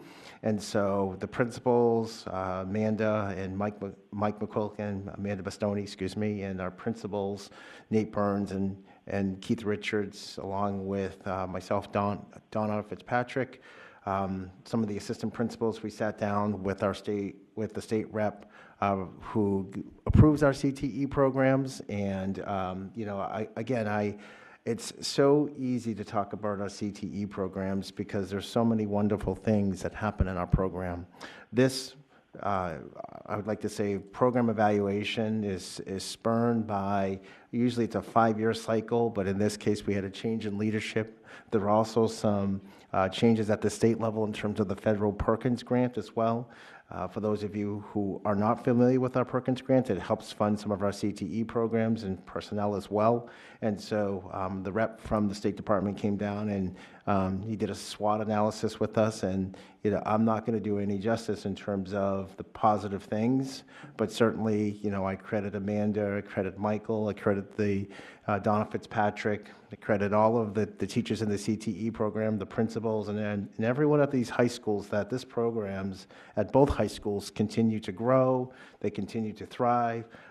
You know, we're setting up new partnerships as I talk right now. We've had several mini grants that have been approved. And again, I'm not going to do it any justice, but thank you for the review that's going to be coming. With that said, once the review is published to us and the state makes that available, you'll see Mike and Amanda come and present the findings, just as we saw the findings presented for our NEAS report at our high schools. Any recommendations that we receive from the state is only going to make us stronger and better. I want to take this opportunity to say that last Friday we were recipients of the YMCA award. We were acknowledged for our Power Scholar collaboration, and there was a gala there. Donna attended that. Mr. Manzoli was part of that too, and it really speaks to the partnership that we have with outside agencies. I want to commend Donna. I want to commend all the teachers, administrators that put the Power Scholar together this summer. We're running it again this summer, which is really nice for our kids. We started off with an idea. We started, Gail Casey as well. I don't want to forget her. Did I forget anybody else, Donna? Okay. But certainly this started off as, how about we started at the elementary school? And then it started off with Donna talking with, the YMCA, then the YMCA talking with Title II, and then the YMCA talking with Dan Donovan. And then we started really doing some collaboration with our summer programs with Gail Casey. And before you know it, we had this Power Scholar program that really took root, both it was at our elementary schools and our middle schools as well. And we're looking to expand that, correct? We're going to increase our enrollment by 33% this summer, and we're bringing back Kickstart, where 8th graders in the afternoon will be doing certain things where they can earn a credit starting high school with a credit. And I think that's very important because there is not a lot of summer programming for our middle schoolers, and they seem to kind of get lost in the cracks a little bit, and certainly this is an opportunity for us to address that dearth. Second thing is that we had a job fair. The numbers are in your packet. I want to thank Ms. O'Gara and her faculty and the principals and the assistant principals who attended that. That job fair took place on April 2nd. We had some promising candidates come through. I will say when you look at some of the data, the numbers of applicants are down, and that's because of a variety of variables. It could be the good economy. It could be that students are not getting into teaching as much. So we still have some, what I say, good leads. We're trying to get some jobs that are posted already. So if you're interested in a para position, substitute teaching position, or teaching position, I encourage anyone to check our employment website. A couple meetings coming up. There is an April 11th meeting of the alternative program/discipline meeting at the middle school level that Donna will be facilitating. There's a middle school steering committee on May 9th that Donna will be facilitating and talking about middle school programming. The last day of school, I want to keep announcing this so we kind of get programmed to it, is June 18th. So plan accordingly. This past month, we acknowledge our faculty and our schools acknowledge that this is Autism Awareness Month, so please be aware of that, but also many of our middle schools and elementary schools and high schools have done various activities to acknowledge that. Last Friday, the North put on it's called an SNL, which is the senior night late night show. I didn't get a chance to get to that, but I'm pretty sure that there is many nice little vignettes that our seniors put on. At our elementary school, just that I'm not capturing every little thing that happens at the elementary, middle, and high school. I'd be here all day just talking about the South. So I try to capture something from the high school, elementary school, and then the middle school. And so at our elementary school, the Maine Dunstable made and raised $700 that would going to be donated to the Nashua Soup Kitchen. So I want to thank the administration and teachers for doing that. If you are a middle school parent or you have a middle school, you were probably inundated with musicals this past week. So at Fairgrounds, it was Annie Jr. At Pennachuck, it was the Seussical. Many thanks to those teachers and administrators who were there for that. There is, goodness, I just got the invitation. I'm looking at you, Donna, at Elm Street. Goodness, now it's going to kill me. But anyways, there's a play at Elm Street that's going to take place. Friday. What's that? Friday. I know, it's Friday. I got the invitation. The Wizard of Oz. Yeah. That's it, The Wizard of Oz. I should have known that. But The Wizard of Oz at Elm Street, so that's going to be running this weekend. And finally, I've always been amazed how, I was walking through New Cereals, and all of a sudden I'm walking, and I turned the corner, and there was I don't know if is it marsupial, a baby kangaroo, is that what they're called? Okay, so there was this little baby kangaroo there, and when you're looking at something, you're saying, is that a dog or something like that? And you're not quite clear what it is. But I only share that with you because, Charlotte Ad had a wildlife encounter. And so, I'm looking at this picture of our kids having, we were in the city. I mean, I've never seen a baby in my life. I've never seen a baby kangaroo. I don't think too many people have, but yet we are able to provide that experience for our kids. And at Charlotte Ave, there was a large either boa constrictor or python snake that our kids were able to see. So these experiences, many of our kids don't have an opportunity to go to a zoo. They don't have the opportunity to visit exotic places or anything like that. But yet, I really appreciate the PTOs, the administrators, those individuals that are there to give our kids these experiences and exposure to things they wouldn't typically have. The best thing I could say is that as I start to do these superintendent updates, I actually go to my Twitter account and to the district Twitter account, and I just try to grab as much as I can to present here. At the district Twitter account, what that allows you to do, it gives you real time on everything that's happening here in the district. So if you are on the fly or anything like that, I encourage you to do that. It's very informative, it's quick, it's pictures, and no more than 2 sentences, and it really gives you a flavor of the great work that our kids, our faculty, and our students are doing here in the Nashua Public Schools. Thank you. Thank you, Dr. Mosley. Do we have any board response? Ms. Van Twyver. Yes, I have a question regarding the summer school. Ms. Fitzpatrick said that they're bringing back the program that they usually train children that are going up into the 9th grade, and that they're giving them 1 credit. And I'm wondering, is this something new, or have they always given out 1 credit? Okay. Ms. Fitzpatrick? The Kickstart program has always awarded a credit to 8th graders moving up into high school, which is where the name Kickstart came from. In order to earn the credit, they will have to do a culminating project and have to meet competencies which have already been established. So they need to, in the morning will be Power Scholars with the reading and the writing. The afternoon will be the enrichment piece. But for 7th and 8th graders, that means going through different CTE rotations, and we have the teachers from CTE who are all certified in their fields to run those rotations. And then at the end, the 8th graders will need to do a culminating project, show that they've met the competencies, and get a credit so that they can start high school with 1 credit. So I understand that that's been the process in the past, that they get 1 credit. Correct. Thank you. Okay, thank you. Any other board response? Ms. Timmons? Yes, thank you, Dr. Mosley. I do have 2 questions to ask you. The official last day for seniors that's graduating, is that the same day of June 18th for Kent, and the official date of the graduation? Do you have those dates? I did have, the last meeting, I did have that information. I can, before I say anything publicly, can I just get back to you and, Sure. and to the board? We typically, seniors end before graduation, and so I can certainly give you the schedule in which the finals will be taking, depending on the seniors and where their finals fall. That I can certainly get to the board.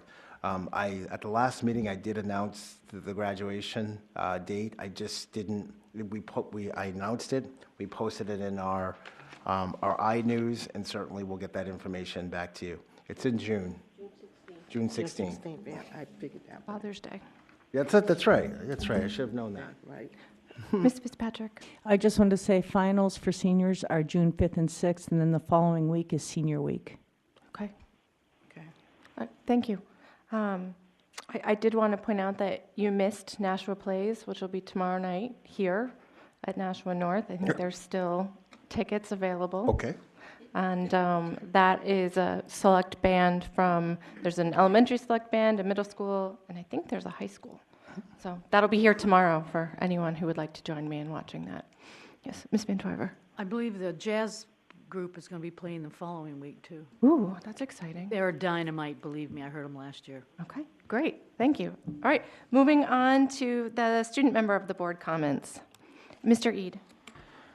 So the TSA, there was a TSA competition last week for technology and science students, and the junior prom is on April 13th. Okay, great. The Nashua High School North Junior Prom will be May 17th, and the ball was a couple weeks, actually, last week, yes, and it was fantastic. And then the college fair is also this week for Nashua High School North. And I have one more thing about, well, this is actually towards the motion last week to move the board meetings to once a month. And so at the last board meeting, Ms. Timmons made a motion seconded by Mr. Guarino to limit school board meetings to once a month on the third Wednesday of each month starting in June. And from a student's perspective, I highly disagree with this motion. So it has been a total of an hour and 36 minutes since we've been here, and there have been 2 presentations so far. And we are here to represent the students, and I'm here to represent the students as the student representative. And by making board meetings once a month, I have estimated it would be a total of about 4 hours if you counted the 2 presentations we had at the last board meeting and today, and then the rest of the things that we have on the agenda, and then how long it would take for requests to go through the board.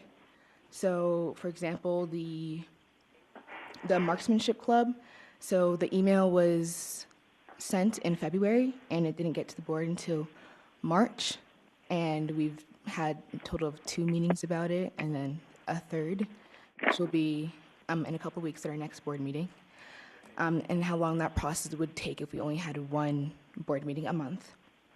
And then on top of that, Wednesdays are the middle of the week, which is the peak of homework assignments for students. And so my job is to make sure that the future generation of student reps are able to do well and succeed at this job. And having on Wednesdays would be a very unwise decision, because they'd be up till very late hours doing their homework and may not even get it done, and their grades could suffer. So yes, that is all. All right. Thank you, Ms. Scales, for sharing your thoughts. Okay. Committee on Budget. Thank you. Thank you, Madam President. I do not really have a great deal to report, except that the Budget Committee has passed a 2.43% budget, which was consequently passed by the Board of Education at a special meeting. So right now, it's in the hands of City Hall. Okay, great. Thank you. Committee on Finance, I'm sorry. Mr. Kaufman. Thank you. Do we know when the aldermen are going to take it up? There's a meeting in May for that, for the budget presentation. Thank you. Okay, so May it is. All right, Committee on Finance and Operations. We haven't had a meeting, but we do have a meeting scheduled tomorrow night at 6 o'clock right here. Okay, 6 p.m. tomorrow. Are you out of lozenges? It's not working. Oh, dear. Okay. Committee on Policy. Policy will meet the 16th of April here at 6 p.m. I believe we changed the time to 6 p.m. Okay, thank you. Committee on Curriculum and Evaluation. Our next meeting has been rescheduled from April 15th to April 30th, but it will still be in this room at 5:30. Okay, great, thank you. Committee on Human Resources. Yes, I move to suspend the rules as the Human Resources Committee met today at 6 o'clock. Okay. Second. Seconded by Ms. Oden. On the motion to suspend the rules, Ms. Oden? Yes. Ms. Raymond? Yes. Mr. Kaufman? No. Mr. Mosher? Yes. Ms. Van Twyver? Yes. Mr. Guarino votes yes. Ms. Hohensee? Yes. Ms. Timmons? Yes. Ms. Porter? Yes. Motion carries 8-1. Okay. Okay. I'd like to move to accept the personnel recommendation dated April the 8th, 2009, with the added 2 items on the agenda. I don't know if you guys all got that personnel recommendation with the added items. I'm sorry, what are the added items? I don't think I have it. Resignation on number 11 and then number 12. So if you look at that, here, can you pass that over, please? Second the motion. Could you read out those items for the board members that don't have the sheet? So there were 2 added personnel recommendations. And number 11. One was a resignation and one was a nomination. Right. Yes? Yes. Yes. I thought How about we for the passed board? it out. Did you get one? But the full board should get a copy if I the full thought they board's all voting did. on I'm it. sorry. I thought they all did. I asked that question Right, earlier. here, we'll pass these down.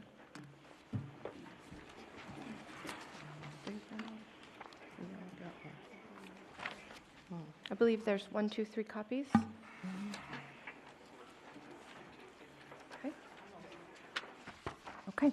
Any discussion regarding approving the personnel recommendations as revised?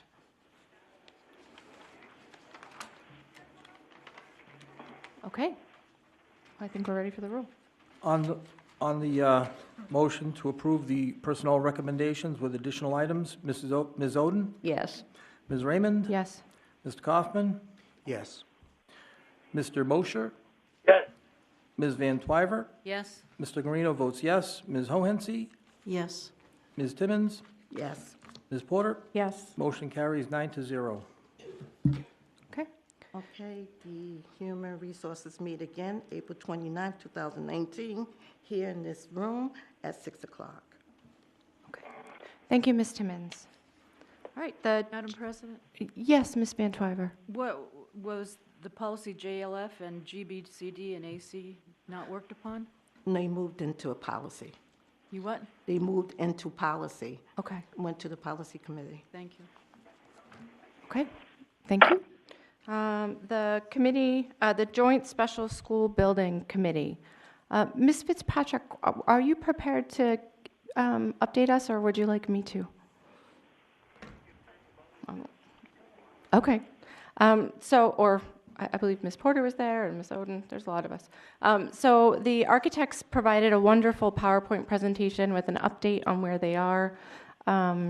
Very briefly, they have conducted assessments of all 3 middle schools. And the next step for them is to have meetings with staff and students at the middle schools, all 3 of them, about what's working and what's not working for them. Bids have gone out for, I'm going to get the name of it wrong, geographic surveyors for the proposed site of the potential new middle school. And so the city will then receive bids and hire someone to survey that site. We meet again at the end of this month, but I doubt there'll be a further update at that point. They expect to have a report for us in August with some tentative numbers and recommendations.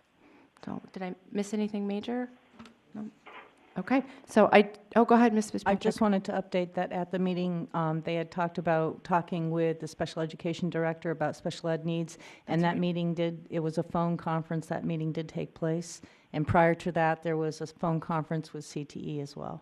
Oh, fabulous. Yeah, one of the things that they did mention in their PowerPoint was wanting to make sure that there was dedicated STEAM space in each school, that they would recommend that we have dedicated STEAM space in each school, and perhaps even some CTE space in each middle school. So that will be discussed further. If you do go to the minutes, the PowerPoint is there. Mr. Kaufman. I guess I'll do that. I do have one question. Are the plans inclusive of perhaps facilities at the middle schools to become a destination for the delivery of special ed services? Possibly.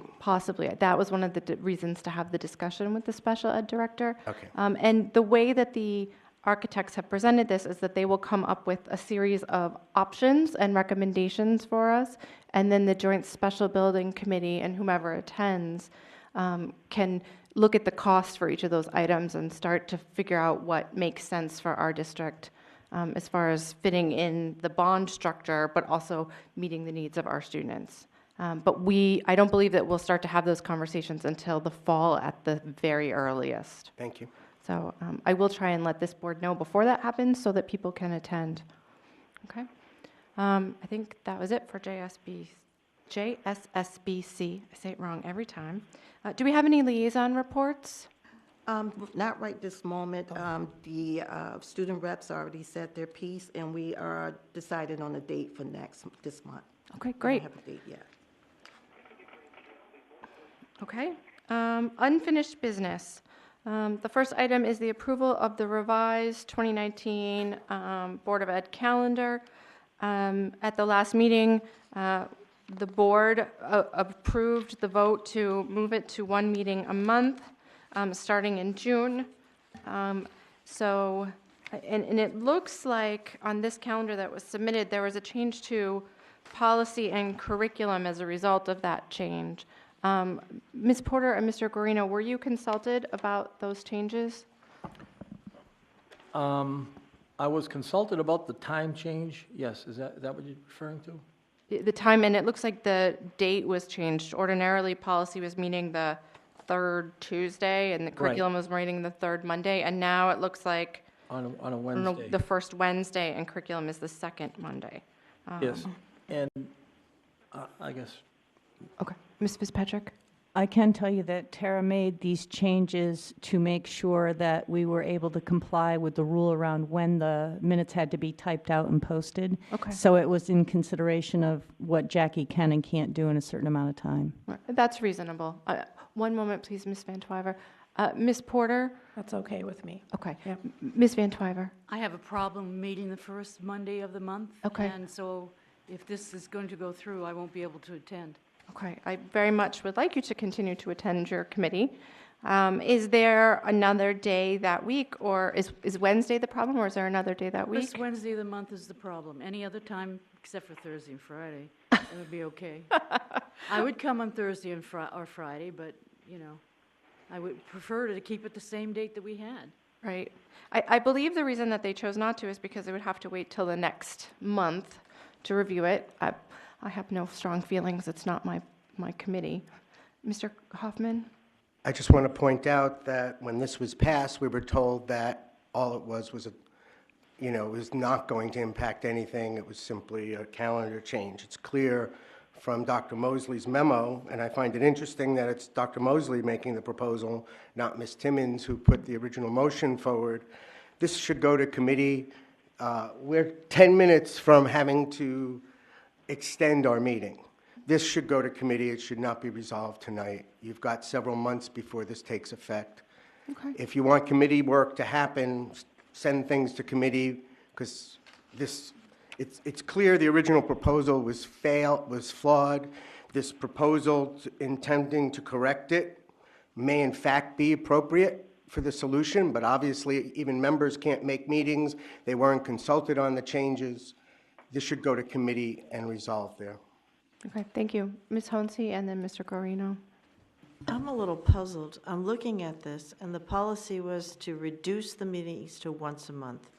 But if you look at July, there's a special board meeting, adding 2 board meetings for July. There's a special board meeting that's been added to August, so there's 2 board meetings. And in September, there's 2 added special board meetings, which gives us 3 meetings that month. So why are we having so many special board meetings? Why not just have regular board meetings? Okay. Thank you, Ms. Honsi. Mr. Guarino. Thank you, Madam President.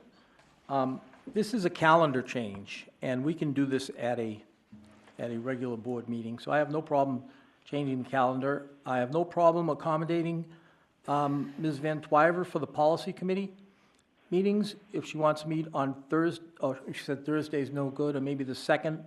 Well, I didn't say it was no good. I just said I didn't like it. Didn't like it? No. But I have no problems meeting on a Thursday or the second Wednesday of the month, or a Tuesday, to accommodate her so she can make her policy committee meetings.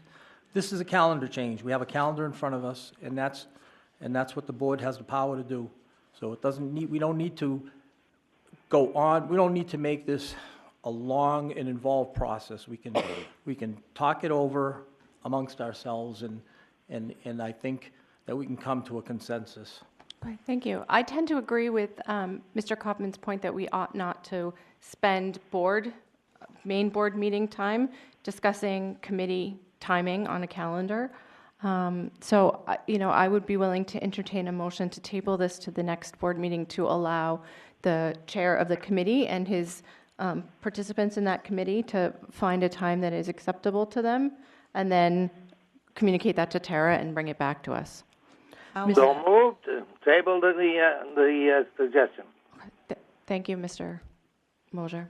Do we have a second? I didn't hear a second. I have a question. I guess we don't have a second. Go ahead, Ms. Timmons. Yes, the special meetings during the summer happened the same way. We had one board meeting during the summer, we had special meetings during the summer because of hiring. So there's no different, and I did check with Tara. It's been that way for 15 years. It's ironic that now it's an issue. It wasn't an issue in the past. It shouldn't be an issue this year. We did this last year. I know for a fact because I was doing it. I spent the whole summer interviewing. We had special interviews during the summer, and it should be no different now. I disagree with moving this, and this calendar was worked on by Tara and took everything in consideration. It is not a big change. It's a small change, and I think we should vote on it. Okay. Thank you, Ms. Timmons. I'm wondering if, very briefly, please. Thank you. This is a major change, going from 2 meetings a month, board meetings, to 1 meeting. And special board meetings are scheduled for specific purposes because of a time-sensitive need, right? It's not about, oh, we're going to need them 3 months from now. That's what you schedule regular meetings for. So to suggest that you're scheduling special Board of Ed meetings 2 and 3 whatever months in advance is truly not the purpose. And this should go to committee. You're just burning up your time. I hope you get through your agenda. I doubt you will. Thank you, Mr. Kaufman. Ms. Hohensee, briefly, please. Yes, 2 things. Out of respect for the students that come to our board meetings, I would suggest when we come back with a revised calendar that we move it from Wednesday to Tuesday. You're taking policy out of Tuesday. Just slide it over so they can get their homework done. I think we ought to work with our student members. And when we have the special board meetings, my understanding for HR would be they would double up. You'd have an HR meeting where you'd have your interviews, and then you'd have a special board meeting to approve all of those changes. So if we want to modify that for that purpose, then maybe we should put an HR meeting in front of each one so we understand what's going on. That's all. Thank you, Ms. Hohensee. Ms. Van Twyver. Just a quick question. Did I understand Mr. Guarino to say that he was consulted about this change for policy? Is that what you said, sir? The time change, yes. But not the date? And the day, I'm not sure. I can't remember. Thank you. Okay, so my motion to table so that Mr. Guarino could work with his committee did not get a second. Well, actually, it wasn't my motion. Mr. Moser made the motion. Ms. Timmons? I'd like to make a motion to approve the calendar that we were presented today. Okay. Need a second. Second. Okay. Ms. Van Twyver? I'll express it again. I won't vote for this because I cannot make the dates that you've put on the calendar. If you don't want me on the committee, then fine, I'll stay home. Okay. For clarification, I believe that if we approve the calendar, we're approving the date change that we already approved for the main meeting. And then I don't think that it precludes Mr. Guarino working with his committee to change their own committee. Committees change all the time. I'm sorry, but she said as presented. Okay, thank you for the clarification. and Very Jack- briefly, because you've both spoken twice on this topic. I'm just doing a clarification. We always approve our committee meetings. We have a board schedule and committee schedules, and this board always approves them every year. Okay, thank you. Mr. Kaufman? I wanted to thank our student members for their wisdom, and the lack of it shown by the rest of this board is appalling. Okay, I'm not going to entertain any more disparaging remarks about members of the board by other members of the board. It violates our own policies, and the next person who does it will be asked to leave. Do I have a clear understanding? I hope so. Thank you. Mr. Guarino? Yes, ma'am. You take the Ready for the roll? Yes, we On- have one. On the motion. Oh, to- I'm sorry. Ms. Oden had her hand up and I missed it. Thank you. As Ms. Timmons said, for the last 15 years at least, we have only had one board meeting for July and August. And special meetings are there because of the hiring process. It's important for us when we have candidates that are going to take a job in the district that we sign them to a contract and approve that. And it's a matter of trying to get 5 members of the board together. It does not go through committee. My second question was, I'd like to ask Mr. Eade, do you have a problem with Wednesday nights for board? Maybe the homework load is different at South, or? I try to work my schedule around this commitment. Okay, thank you. Okay, thank you. Ms. Scales? I like to say something about it being on Wednesdays and for Tuesdays. So what I've noticed is that on the calendar, a lot of school events like concerts and Nashua plays and the jazz band is like, it's during the week. And so is our dances and all the extracurriculars that come along with school. And so I don't think Tuesdays, Wednesdays, Thursdays would be a good day to have board meetings. I feel as though we should keep it on Monday because what I've seen is that not a lot or barely any important school events happen on Monday nights. Okay. Thank you, Ms. Scales. The day of the week change has been voted on and approved by the board. That's not really a question here. All right, can we go ahead and take Okay. the vote? On the motion to approve the revised 2019 BOE meeting calendar, Ms. Oden, Yes. Ms. Raymond, Yes. Mr. Kaufman, No. Mr. Mosher, Yes. Ms. Van Twyver, No. Mr. Guarino votes yes. Ms. Hohensie, No. Ms. Timmons, Yes. Ms. Porter. Yes. I have 3 noes and 6 yeses. The motion carries. Thank you.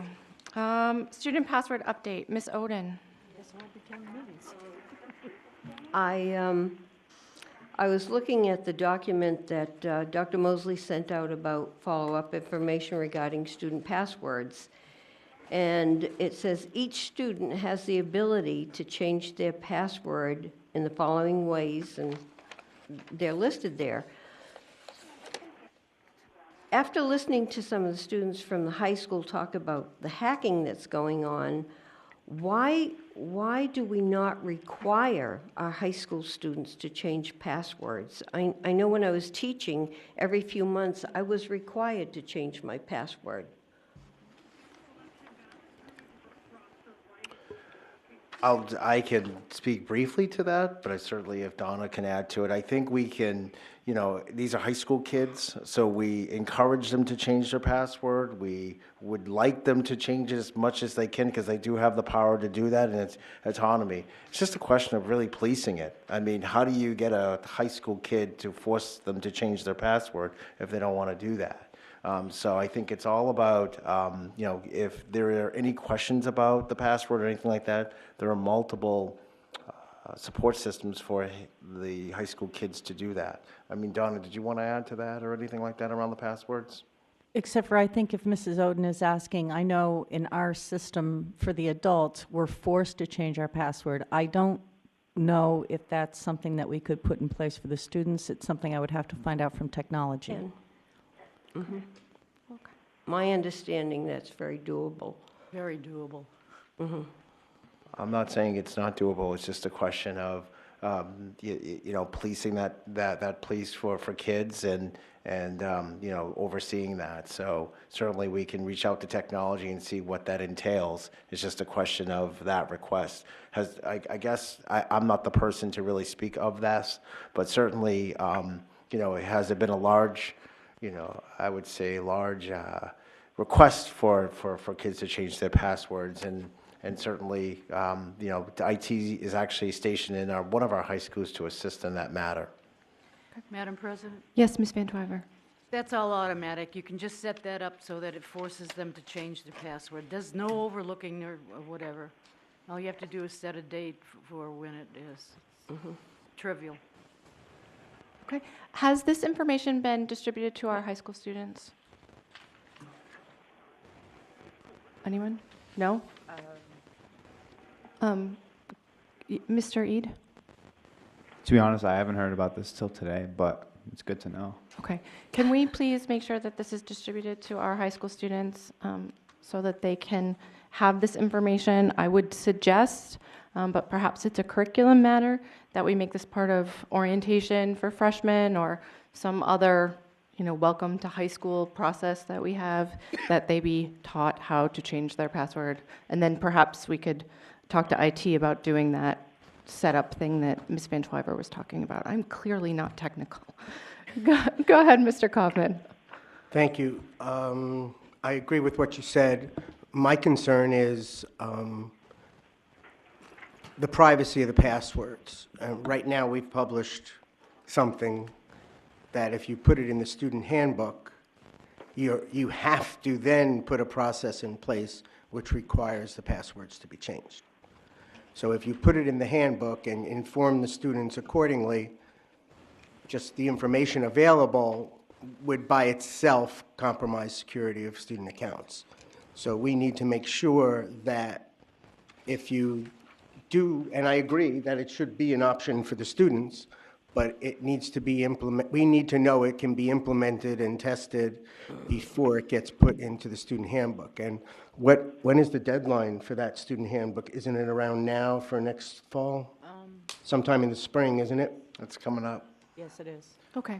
So we need to be sensitive to the time that it takes to produce that. Right, and I'm not suggesting that it go in the handbook specifically, just that students are, that information about how to change this password is, given to the students. But that's the ideal place, is in the student handbook. That's where everything they should have should be. Maybe. I have confidence in Ms. Fitzpatrick's ability to figure that out with the principals.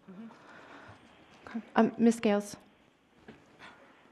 My question is, if the student is to somehow forget their password that they have just reset, what I feel like it would be good to put in the handbook, or whatever you guys are doing, to how would they retrieve their password or get a new one. Okay, thank you. I think that's an important thing to note, Ms. Fitzpatrick. Okay, thank you. Okay. I'm sorry, Mr. Kaufman? Thank you. Move to continue the meeting to complete all items on the agenda. Second.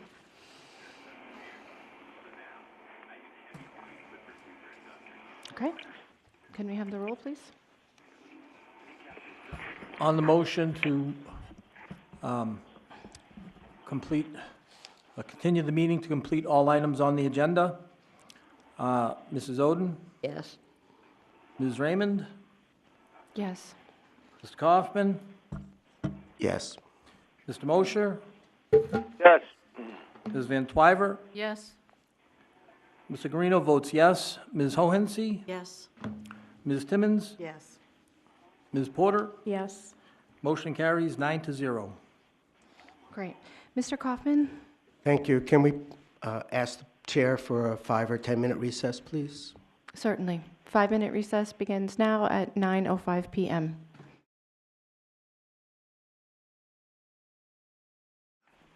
Okay, that turned into like 8 minutes, but I think we're still good. It is now 9:08 p.m. 9:13 p.m. And we are back in session. We have moved on to new business. And Ms. Oden, you had something regarding the class rank. Yes. Thank you. I move that the Board of Education direct the superintendent to convene a task force within the next 30 days, headed by a central office administrator and comprised of administrators, teachers, guidance counselors, students, and parents from the high school level, to study and evaluate whether the current GPA class rank system should continue to be used at our 2 high schools. Should the task force determine through its research and study that the current GPA system should be changed, The task force should have a suggested replacement for the current GPA class rank system.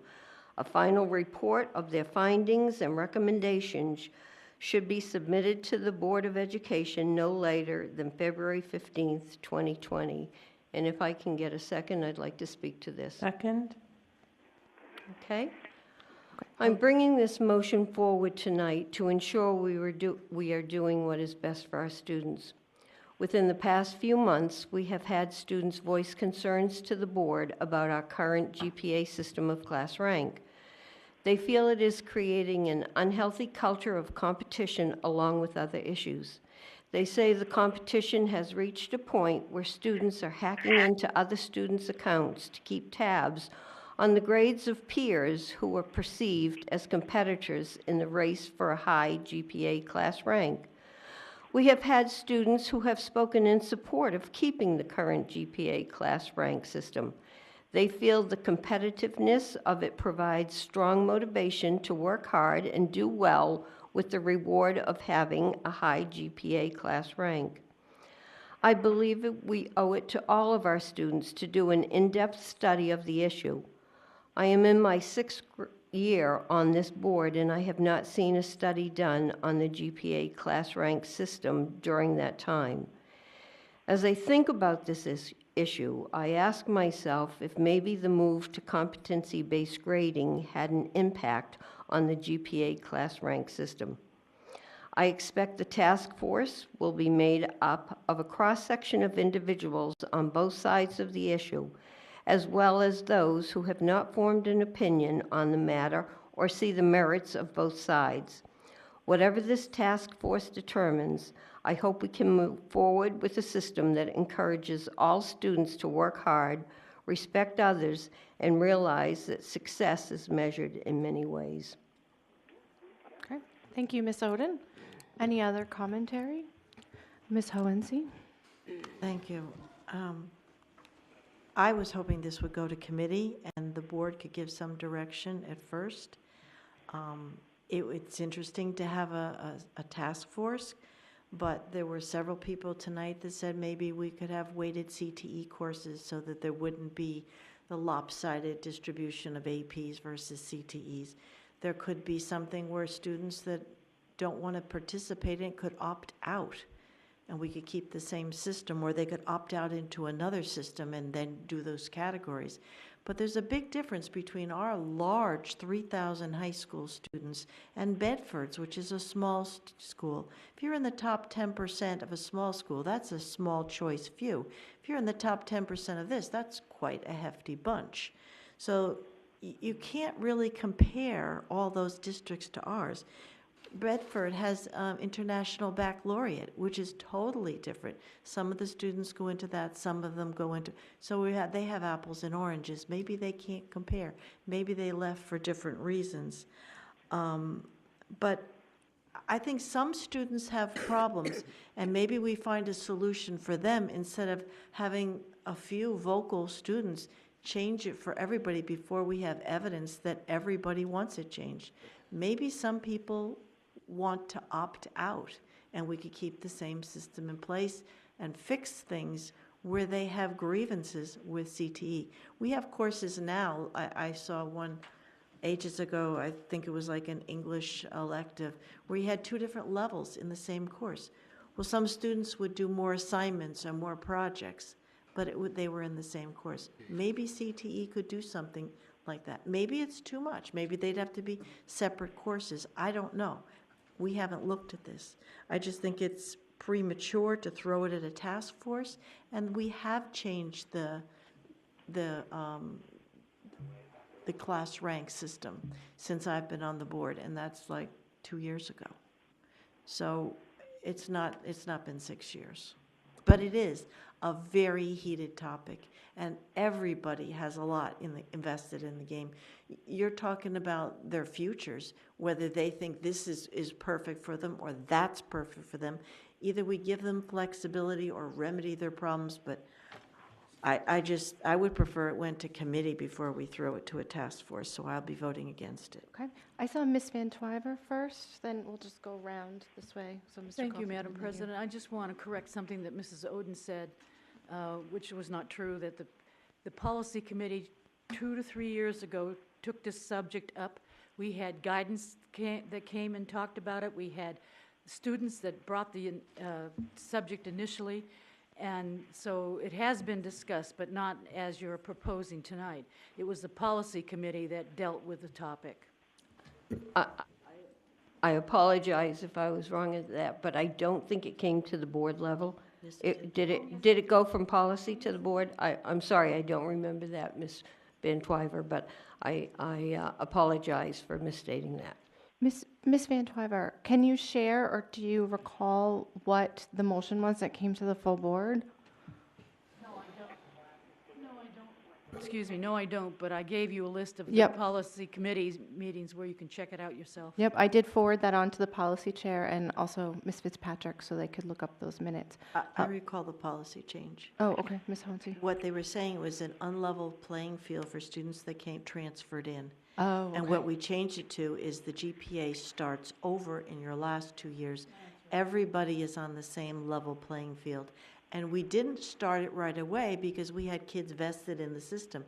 So we waited for the incoming freshman class to even begin the system. So I doubt it has even gone into effect. So we have one change that was put into place that we're never going to test out because we're now thinking to change it again. So we don't even know if that improves it, but there are ways that we could tweak it in the interim, because even with the task force, we wouldn't get the report back for almost a year.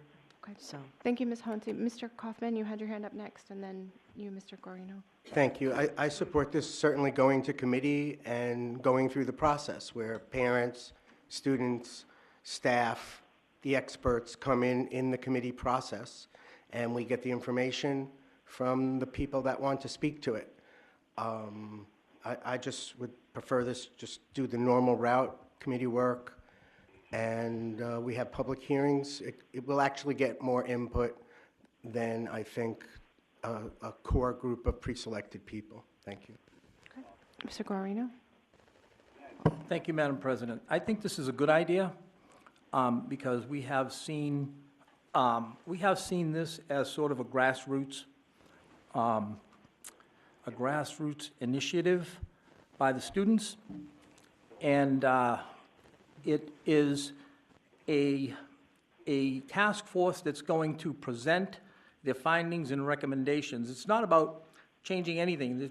They're not going to change anything. They're going to make recommendations for changes, and they're going to submit those to the Board of Education. We can then work through our committees if we want to, and we can have those public hearings that other people have talked about. So I think this is a really good idea because it's an initiative from our students. It's starting at the student level. It brings in a lot of stakeholders, guidance counselors, parents, students, teachers, administrators. And, in the final analysis, we may not make any changes. We may make some changes. There's nothing, it's not like anything recommendations are before us right now. This is just a task force to study it. And if they study it with the conviction that we saw earlier today, those students that brought forth, then I think it's a good idea, and I think they're going to have some good recommendations for us. Okay. Thank you, Mr. Guarino. Ms. Scales, did you have your hand up? Yes, I did. So with this, I think we should make change individually, not all at once, and that's the big problem here, that they're trying to change it all the ranking, the whole ranking system, and like how CTEs are affected by students choosing APs over maybe the field that they want to go into. So what I was thinking is raise the weighted GPA, the weight of a CTE course, and Haley's suggestion of possible rank changes like a tiered system or Latin system, and making top 10% or top 20% or cum laude, magna cum laude, summa cum laude, but not keeping the actual rank, like numerical rank. Thank you, Ms. Scales. I'm next. Okay. Go ahead, Mr. Mosier. I know that committee that I was on that committee when we talked about the ranking. We had a number of students come in and talk about the ranking and how it was not exactly fair because the students that were already in a certain position, and then the new students that were coming in, and students that were coming in that were homeschooled and so on, and had not established any ranking. However, it never went to the full board because the committee sat there and we listened to everybody with their blah blah blah about the good and the bad, but nothing ever came of it. And I think that the idea now to go and have it discussed by the professionals who are involved in that in the day-to-day, that they can make some recommendations. They can research it and get some information from not only the colleges but from other schools as to what they are doing now for assigning rank to these students. So I am in favor of having excuse me. I am in favor of having these discussions by the professionals at the school, the administrative levels, and to get the pros and cons, and then take it and when they're done with it and they've done hashing it out, to come out with some concrete suggestions as to how we can navigate this situation. So, to go and throw it back into a committee and then have a lot of blah, blah, blah again, we're not going to get anywhere. Thank you, Mr. Mosier. Dr. Mosley? I have a question, and I need to acknowledge a couple things. To take on this endeavor at this time would be quite a challenge for a couple reasons. Number one, and I think what's very helpful is what Mr. Mosier has indicated, and actually what Ms. Van Twyver has indicated, is that we need a board liaison for this piece. And I think it's important to have that because, as Sue can share with you, that even doing strategic planning, we are bogged down in the data. It takes a prodigious amount of time to actually bring it forward. And one of the things, as Ms. Odom was talking about, we can get 5 kids here, we can get a couple people over here, but really what we have to do is that we have to survey students, we have to survey parents, we have to survey administrators. We also have to and all-encompassing, if this is going to take place after school, so a couple questions that I have is if this is going to be a voluntary piece for teachers and administrators, then that's very different than teachers being asked to be reimbursed. So if the district is going to go down that road in terms of having teachers come after their contractual time, then we have to determine whether this is going to be a voluntary piece or a financial piece to our professional development budget.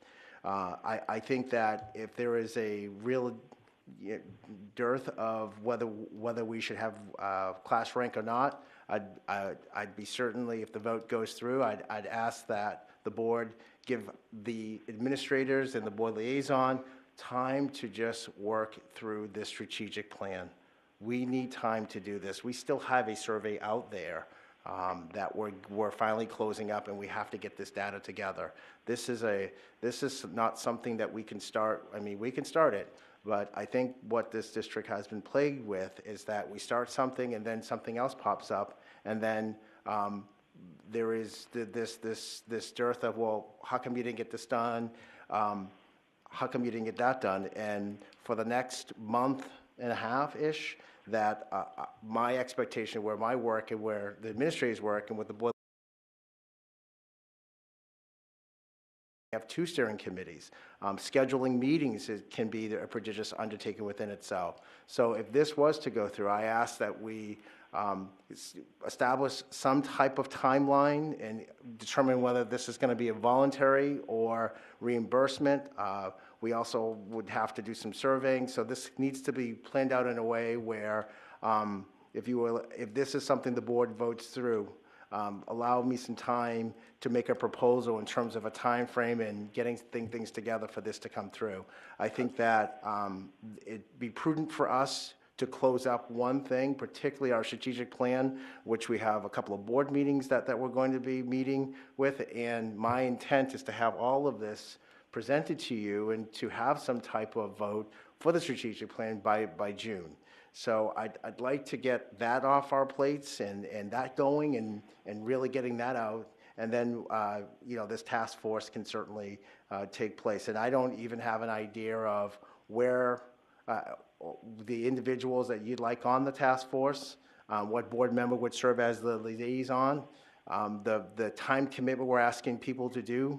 So all these little things need to be worked out. And certainly I would, welcome that guidance and direction and support if it becomes a budgetary piece. Thank you. Thank you, Dr. Mosley.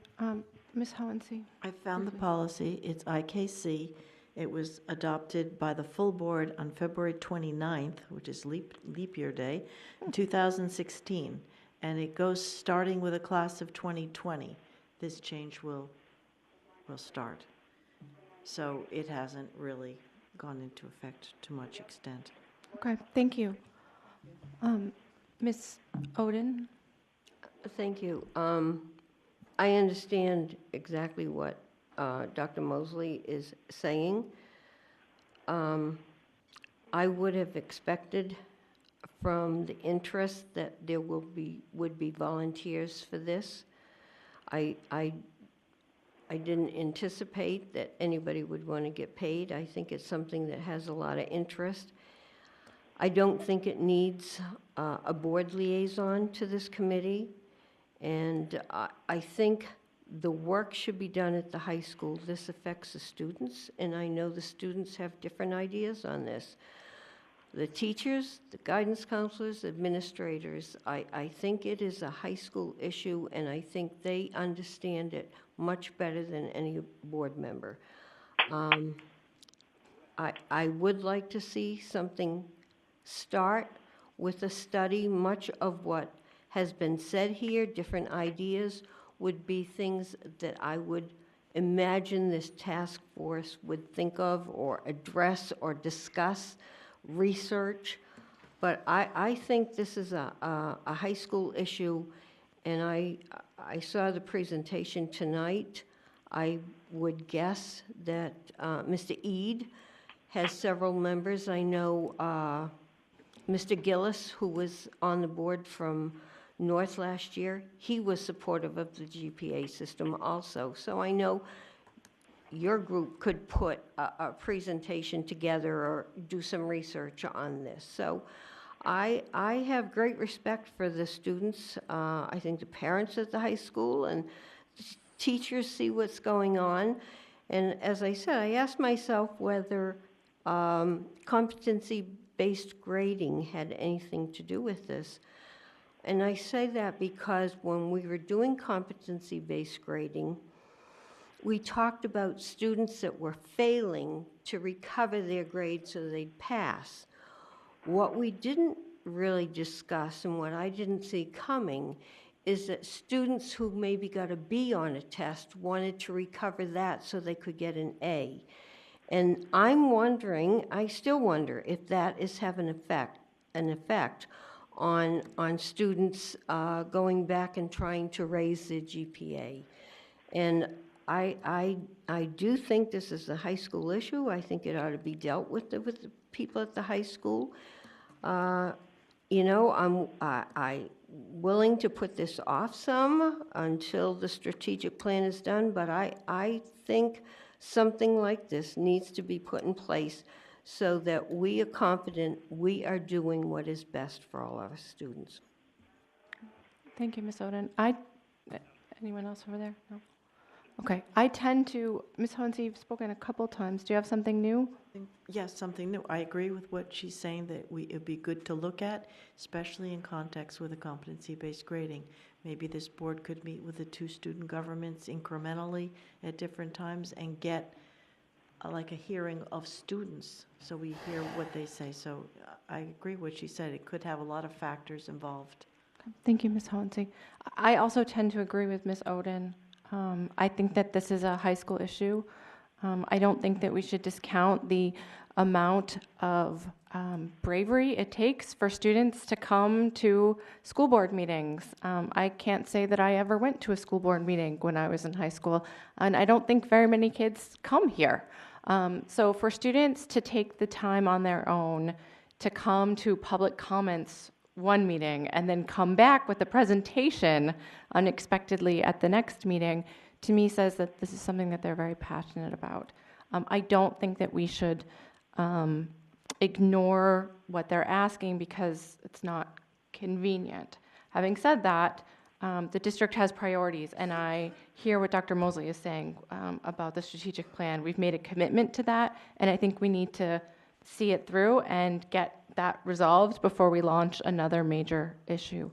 I also tend to agree with Ms. Oden now about having a task force as opposed to a committee. Originally, I had thought, let's send this to a committee, curriculum if we're talking about weighting CTE, or policy if we're talking about changing our policy. But I feel, having heard her proposal, I feel like a task force would answer that question and then tell us which committee we ought to go to do the further work.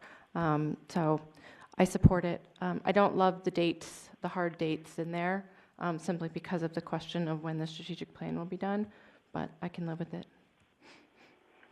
As long as we have some sort of update within a year's time, I think that's reasonable. Listen, I'm trying to understand we're at the end of the school year. Understand that when we schedule, and I'm looking at Sue, if Stacy was here, scheduling meetings becomes the meeting. And it's not as easy as saying, hey, let's meet tomorrow or next week. Sometimes to get the right people in the room, they're already scheduled. Our guidance counselors right now are going to play a key role in this. Our guidance counselors now are currently doing enrollments. They're currently doing they're planning and getting our kids their classes for next year. In addition to that, there's tremendous amount of transition, both leaving our schools and coming into our schools. And so to get a meeting, it would be a challenge. I guess I'm looking, if this goes through, I'm asking the board, are you asking or requiring a proposal on our part to give for submission in terms of this process? Happy to do it. I need some time to do that. And understand that that's against the backdrop of our high schoolers who are seniors who are leaving. Some of them are making some critical decisions as they leave. Also, we have 3 other grades within our high schools who are also making a transition as well, and they're planning courses and they're starting to make those transitions. Understand that our high schools now are also in the process of processing classes for our 8th graders coming up as well, which takes our guidance counselors away. So there's I would say that if we could have some if this all goes through, if there's some flexibility around the timeline, and also I'm curious around expectation. I heard class rank. I heard some discussion around the impact of that. I also heard about competency-based grading. So that's a lot I'm asking, where's the direction? Are you asking for impact on the class ranking, or you're asking the impact of competency-based grading on ranking, or if you're asking all of the above? If you're asking for all of the above, the competency-based grading, listen, I wasn't here when this all happened, but certainly that was a significant discussion that took the time of the previous board members. Whatever the determination is, if that's the case, then the discussion can be, do you want to keep competency-based grading, or do you want to dismiss it? The other piece can be, do you want to keep, these are questions, essential questions you're thinking about. Do you want to keep class rank or dissolve it? And if you want to keep class rank, that's fine. Or do you want to come up with a hybrid of it? So these are 5 really essential questions when you start to look at this, that you can get really into the weeds. And so those are the questions I asked the board in terms of some guidance on where you'd like this task force to be. If it's around purely class rank, just outlining that goal, that would be helpful. But I just need to know, because when we go back and we ask people to volunteer, You're asking people to give up time away from their families. You're asking people to make essential recommendation. And if these recommendations are not endorsed or teased out, then what does that do for the time that they've volunteered? So that's kind of the questions I have as I start to think about this, and certainly I'll have some more as we get into it more. Ms. Oden? I just wanted to make clear, I'm not talking about competency-based grading itself. I am questioning whether that has had an impact on the GPA race that we're seeing, all of the pressure and the hacking that's going on to check on other people's grades. And I think after hearing the presentation tonight, I think there's some things to look at with the CTE program, basically. And I think the people at the high school are the best people to do that. I don't know what the results of this would be, but I think it deserves a close look by a group that works with our students, the grades, the GPA, the competencies. They are the people that should be looking at what is going on at the high school and what is going to be best for our students. Thank you. Mr. Kaufman? I agree with Dr. Mosley that the scale and scope of the request needs to be very clearly defined. And I appreciate the 5 or so options he, just off the top of his head, came up with around this. In my opinion, just having, this is the first time we've had the conversation, well, as a board, I think personally we should perhaps, and I'm not making yet a motion to table this, but to perhaps have another discussion, maybe a special meeting of the board to address this and this topic alone, and determine exactly what the scale and scope is, perhaps that this task force might take on. Mrs. Oden just mentioned things, and there's 3 or 4 things there. And I think they're all important. I think they're all deserving of attention and determination. I still think it should go into committee. That's where we, the board, do our work. It's a lot easier to schedule a board meeting, and if people can make it, they can. They write to us. They can submit information for us to review and consider. So in a lot of ways, it's easier for the board via its committee process to do that. So I'll vote against the current motion as it's written, but I do think there's a lot of merit to pursue here. I'm just not comfortable with the way it's being requested at this time. Ms. Hohensee? Thank you. Before the new members came on, there was talk of competency-based grading. They gave us stats at the end of the year. There were 25% less A's with the competency-based grading. So I'm pretty sure it did affect grades. That said, I like what the superintendent was saying, breaking it out into different issues. If those issues went to different committees, like some may be a curricular piece, some may be a policy piece, but if we did it incrementally between now and February, had a series of issues brought to committee where teachers could come, parents could come on different nights, and we would have the minutes tabulated. We would have the committee meetings broadcast. The public could participate in the aspect of this discussion that they would want to, and it wouldn't burden the administration, and I think we could accomplish the same end in terms of discussing this from all different angles. Thank you. Okay, Mr. Guarino? Thank you, Madam President. I don't want to belabor the point, but I think this motion is pretty straightforward. This is about GPA class rank, and a lot of people are talking about things, sort of results before the research. So you can't have any results. You can't talk about all these tangents going off in different directions before you even tackle the subject at hand, which is GPA class rank system, and it's spelled out right in this about what it is. I fully expect students to write, be the writers of this report, or at least, you know, they're going to do a lot of work here.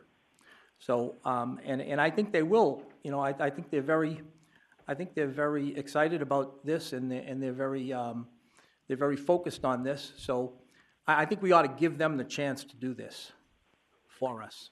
All right, thank you. Ms. Porter? Hey, I'm very sensitive to the end of the school year and the activities that have to happen. I think this would be a lot to do within the next 30 days, given that it's the end of the year. I fully support this happening at the high school. This is a high school issue, and I think it should happen there. So I don't know, Mrs. Oden, if we could change the time so that this would happen in the early fall, in September, that this would get started, because I'm not sure how much they would be able to practically get done at this point. So if this is something that the high school knew was coming and they would hit the ground running in the fall, I don't know if that's acceptable to you. I know that it's a timely issue and that we don't want to put students off because this affects really their school experience. But there's a lot going on at the end of the year, and I want to be sensitive to that. You can make a motion. So I know, but I'm just, you know, putting it out there. So, you know, I'm looking at the text of this, and she's saying convene a task force within the next 30 days. I would say in September. I don't know if that would make it more achievable. Ms. Oden, are you willing to do a friendly amendment? Yes, I am. Okay. So by September, or in September? In September. Dr. Mosley, does that sound like it would be? That would be great, and then we have some time to just kind of generate some thoughts, and Yeah. I mean, some of the administrators are hearing this probably for the first time. Right. And they probably have some questions, so thank you. I think the spirit of it is that we want to be responsive to our students and Sure. to make this the best for them, but we want to do it in a way that's respectful of the workload that everyone has.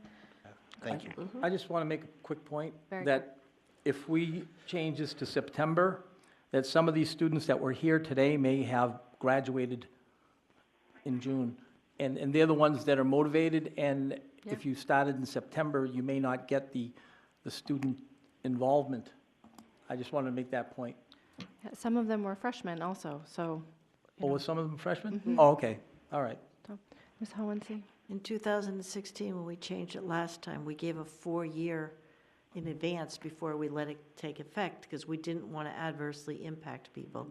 But the other factor, and I don't know what this board wants to do with that, I'm just suggesting that you don't always just land it on people, you give them time. 5 new members are coming on the board in November, or actually January, so there may be significant turnover this fall. That's another factor to consider. Okay, thank you. All right. And I have some, not information, but some opinion to put in on that. Okay, please be brief.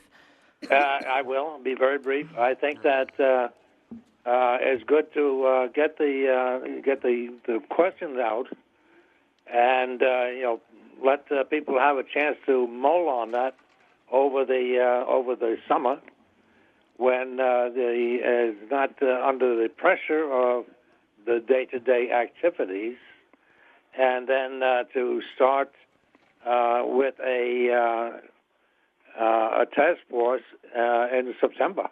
I don't see any problem with that at all. It gives a chance for a lot of people to start thinking about this whole class rank affair. So I'll go for that. Okay, thank you, Mr. Mosier. I think we're ready for the roll. Mr. Guarino? Okay.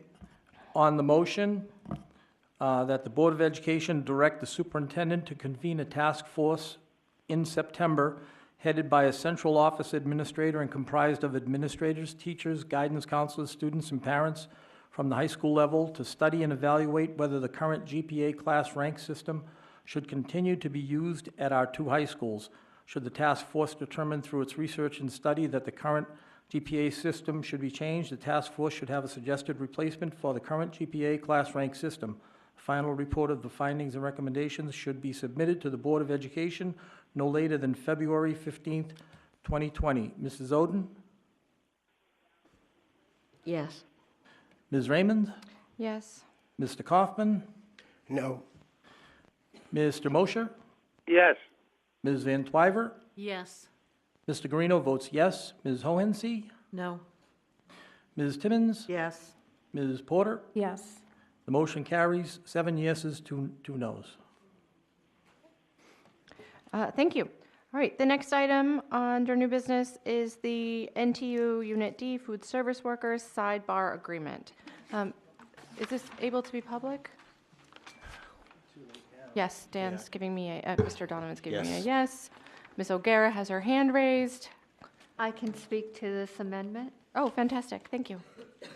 So in the para-educator contract, there's in Article 212, oh, I'm sorry, food service, I'm so sorry.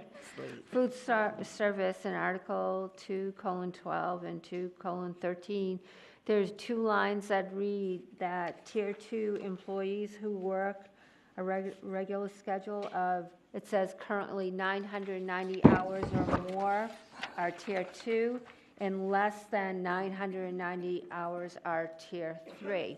At the time, that's been in the contract, the food service contract for a while. The 990 hours is when the food service assistants worked 5.5 hours per day, 180 days a year. Since then, at one point, they went up to 181, and now their work schedule is 182.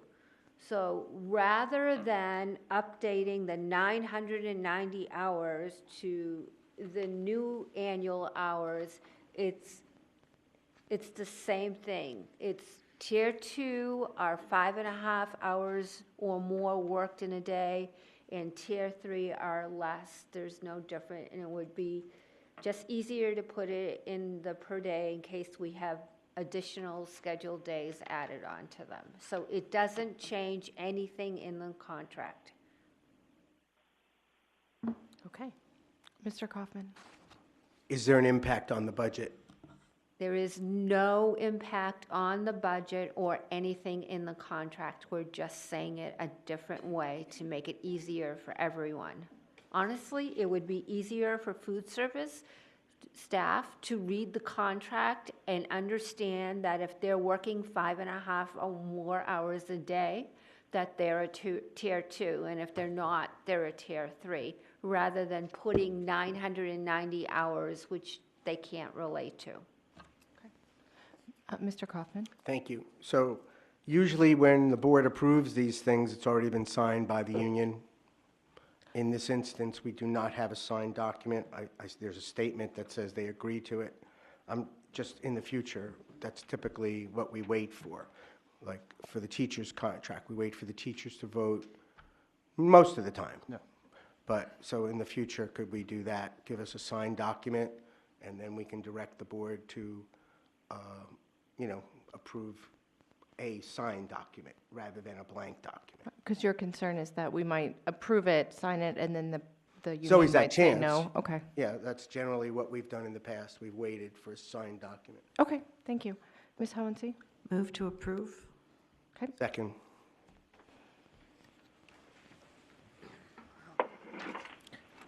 Any other discussion? We've approved contracts. We have, we just have. Okay. Without the signatures, and then we usually have the board president come in and sign it, and the president. I also want to note that we were in collaboration with the union on this. It was nothing that certainly wasn't a surprise on both parties. And we also had Tom Clausen look at it as well for his endorsement. Thank you. Ms. Porter? I'm sorry, I'll be quick. Can I just suggest for the Tier 3 employees that we mirror the same sentence structure as the first one and just say Tier 3 employees are employees who work a regular schedule, and then instead of off of, then it would be, so Tier 2 employees are employees who work, Tier 3 employees are employees who work. See what I'm saying?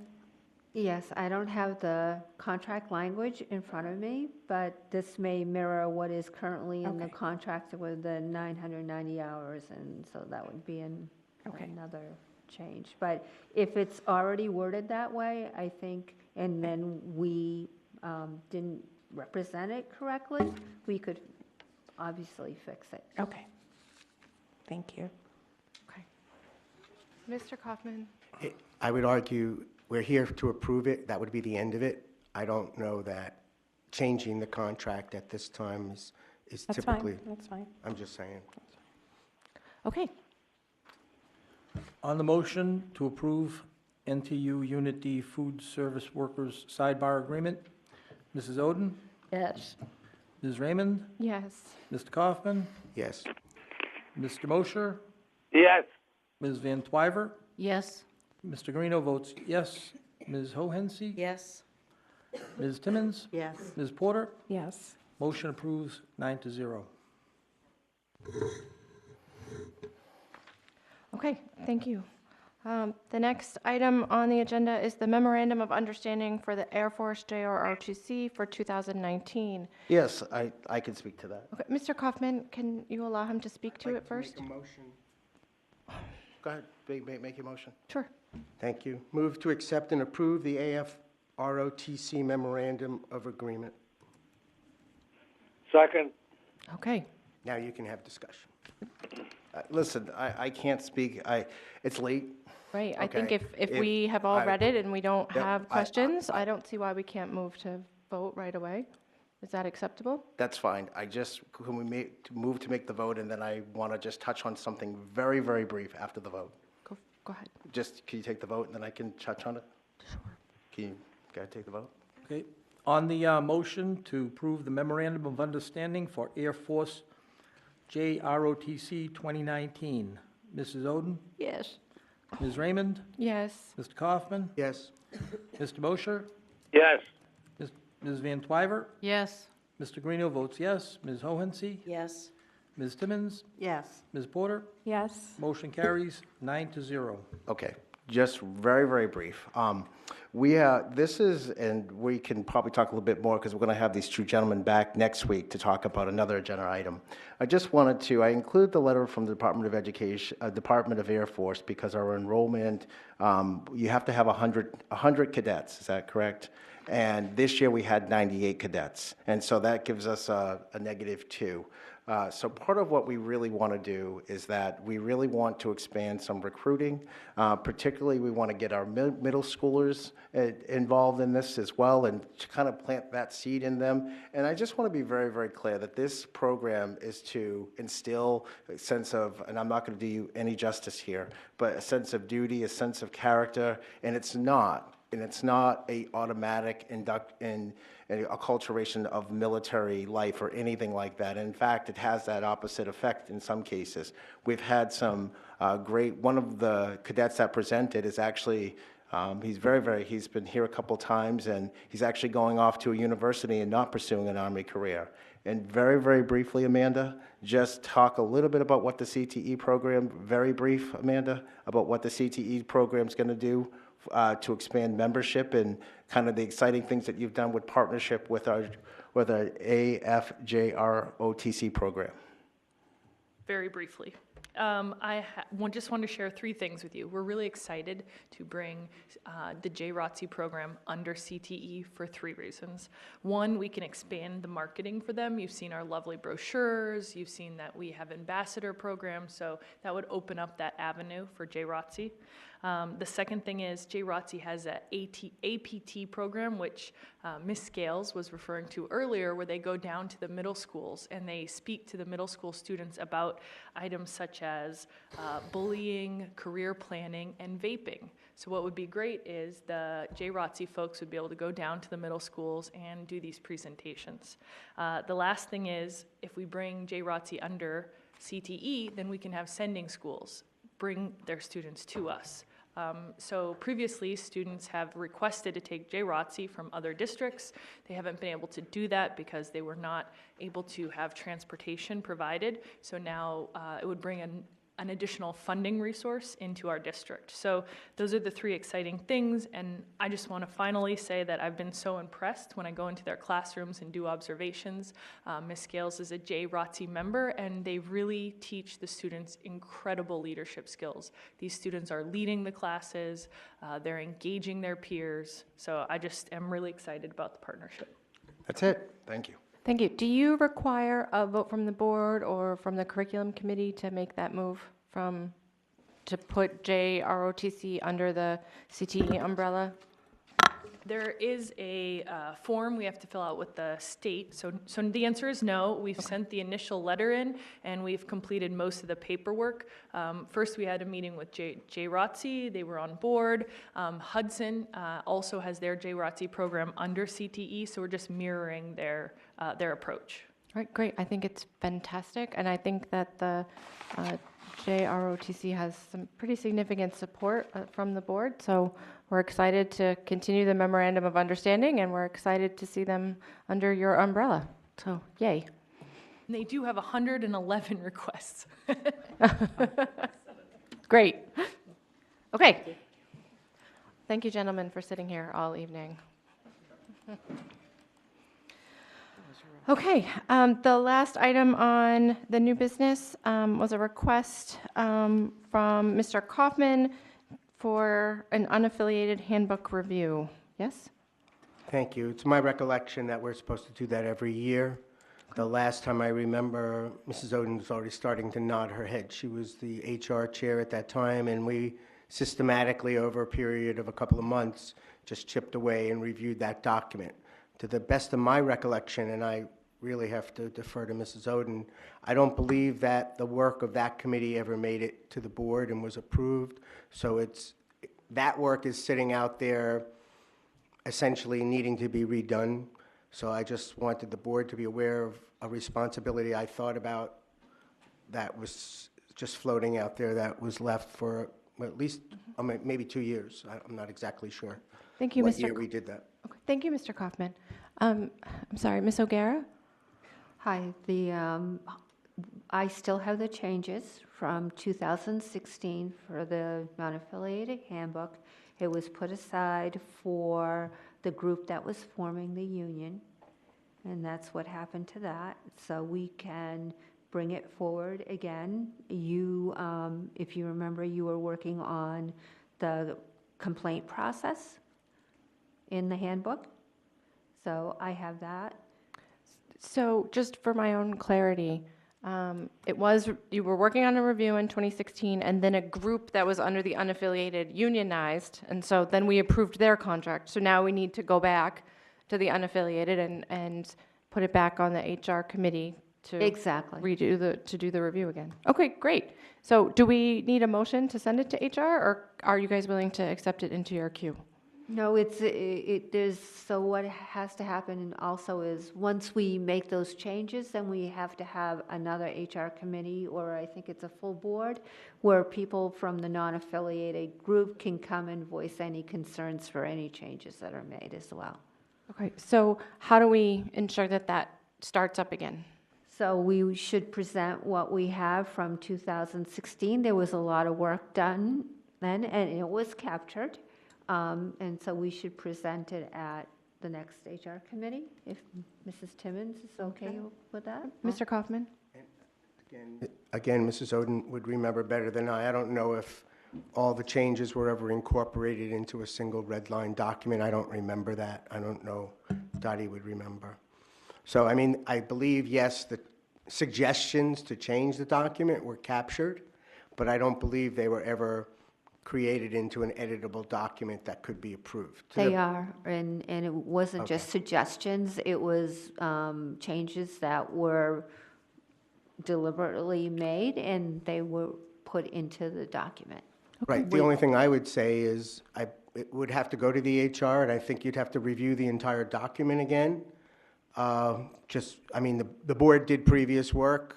That's, like you say, that's 2.5 years ago.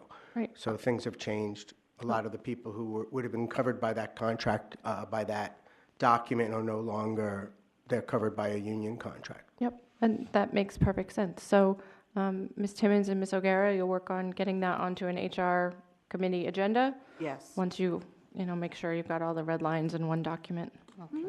Okay, fantastic. Thank you so much. Mr. Kaufman. Thank you.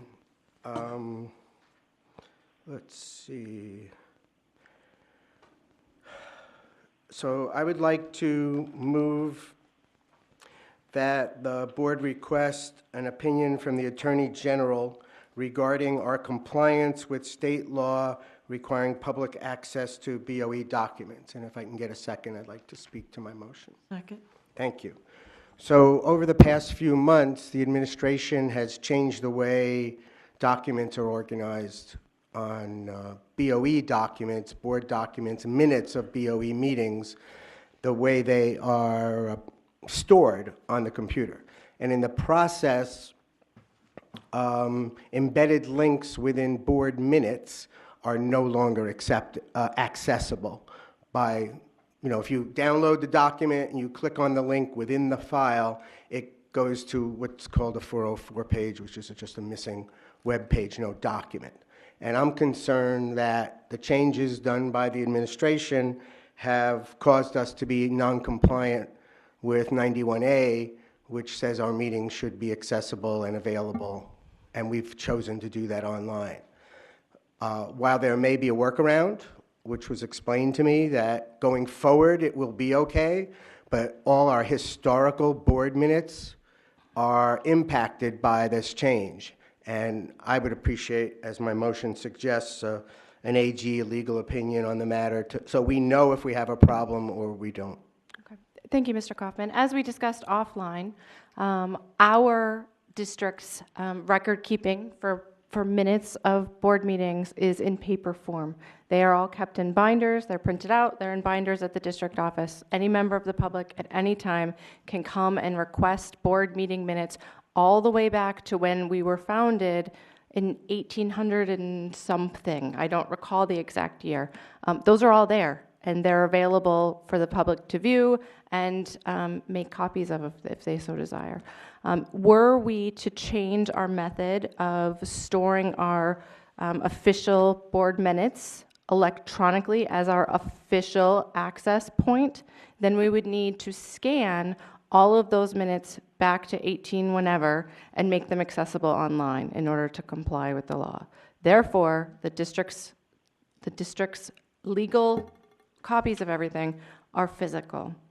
We do provide minutes on the website as a courtesy to the public because in this modern age, people tend to go to the internet first. I spoke with Ms. Waters at length on this, and she personally thought it would be interesting and helpful to add embedded links, but there's no requirement, and no one has asked her to do that. It's something that she did as a courtesy. As the district has migrated its website from one platform to another over the years, when the migration occurs, the link no longer works because it goes to the old website. So in order to fix that, she has to take the minutes down, put them back into a Word, get the new link, which she gets from the main page from the minutes, by the way, and then embed it again and then redo it. She's volunteered to do it for the ones from 2019, but I've actually asked her to stop embedding links so that she can solve this problem going forward, because we're going to have the problem again when we have a new website in 2020. Anyone who would like to access any of the accessory documents having to do with the minutes can do so from the same page that they click on the minutes. When you open up the page, it has the date, the link to the minutes, and then the link to the accessory documents. All you have to do is click that link, and then you can open up your minutes, you can read your minutes, you can have your accessory documents, and you have them both open in 2 tabs, or you can make it in 2 windows, depending on your personal preference for looking at things. I would suggest to Ms. Hines, as they're designing the new website, that they also put the video and the audio right there, and then you could have everything all at once. And this would, not only have we satisfied the legal requirement, but this would also be the most convenient and logical way for the public to access everything at once instead of scrolling through minutes to find embedded links. The fact that we did that just blew my mind. We We'd never think to look for them there. Dr. Mosley, I apologize. Dr. Mosley. Just really quick, we're just cleaning up the policy folder only. That's kind of where we're at a little bit. I don't think we're touching any of the minutes. Oh, thank you. Mr. Kaufman. Thank you. The problems I found were in the minutes. I didn't look, there are no, well, there might be embedded links now in the policies. There are no But, embedded links in the policies. That would also be ridiculous. I think there might be some, but that's a different story. We need some kind of notification on the website, the web page, to indicate to someone who would use that search capability or whatever it is, to that they need to select the attachment type documents, because those are the only ones that are impacted that I could determine, that those attachments need to be accessed from that menu, that the links inside the document to those attachments will give an error message. Okay. Well, I mean, that's a consideration. I think we're having some generational shifts here. So I'll talk to Jackie. You did have a motion? I did. I'm willing to withdraw my motion. Okay, thank you. If, I guess. Withdraw. Thank you. Any other discussion on this topic? Mr. Kaufman? Thank you. I move the board request an administration presentation on the why behind the behavior data previously received.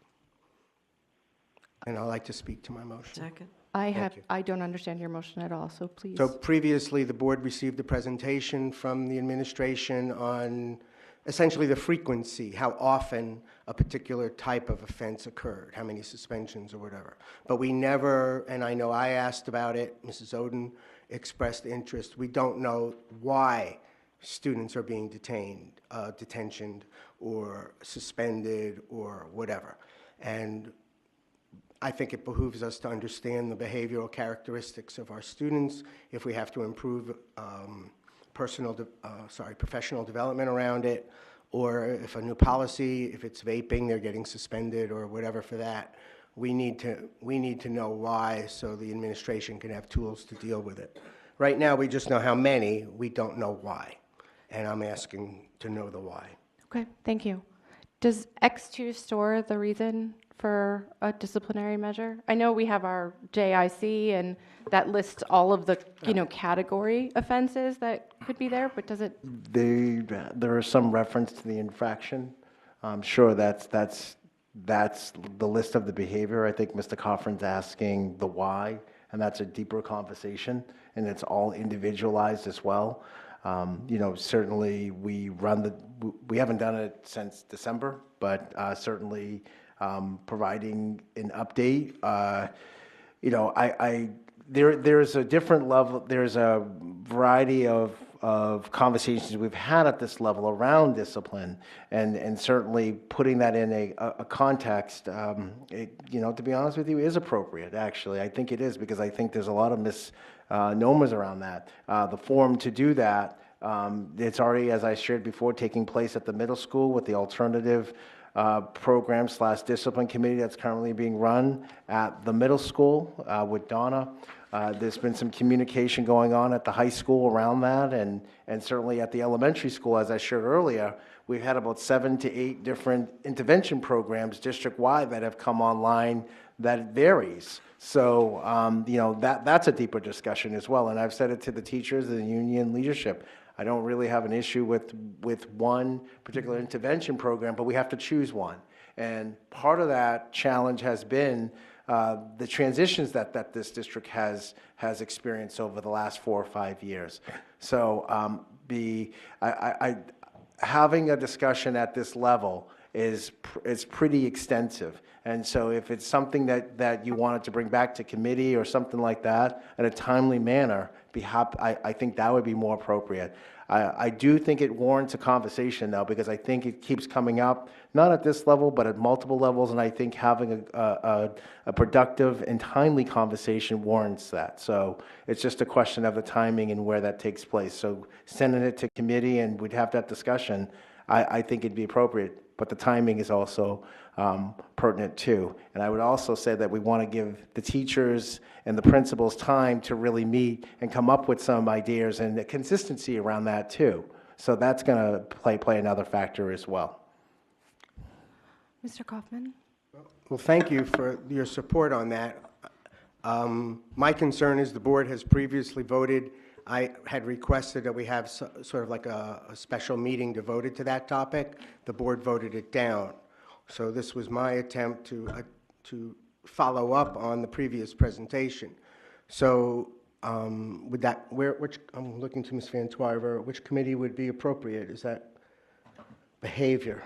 That's policy, because that's where it would need to go. So just ask for a referral to policy, or? I think that's reasonable. Ms. Fitzpatrick, Mr. Guarino, can you put that on a policy agenda, please?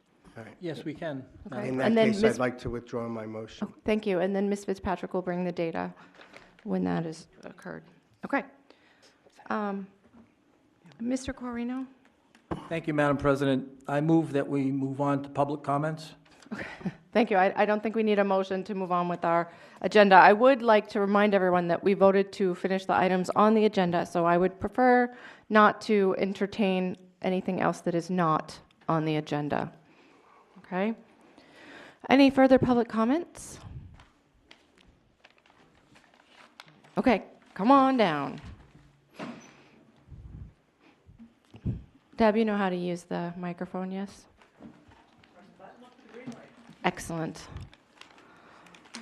Hi, Deb Howes. I'm a teacher at Amherst Street School. I'm vice president of the Nashua Teachers Union. And just very briefly to speak to that side buyer agreement from the food service. And I did double check because of the question that was raised at the Horseshoe tonight. And the union, of course, is fully behind this side buyer agreement. As a matter of fact, our president was the one who drafted it. It's just to clarify the language so that people have a clear understanding of what a Tier 2 and a Tier 3 worker is for the people who are there in the kitchens doing the work. And that's my comment tonight. Thank you. Thank you so much, Ms. Howes. Any other public comments? Yes, please come down. Press the button, see the green light. Give your name and address, or if you work in the district. My name is Kim Foster. I live at 38 Pinebrook Road. I'm a parent of a student at Bicentennial Elementary School.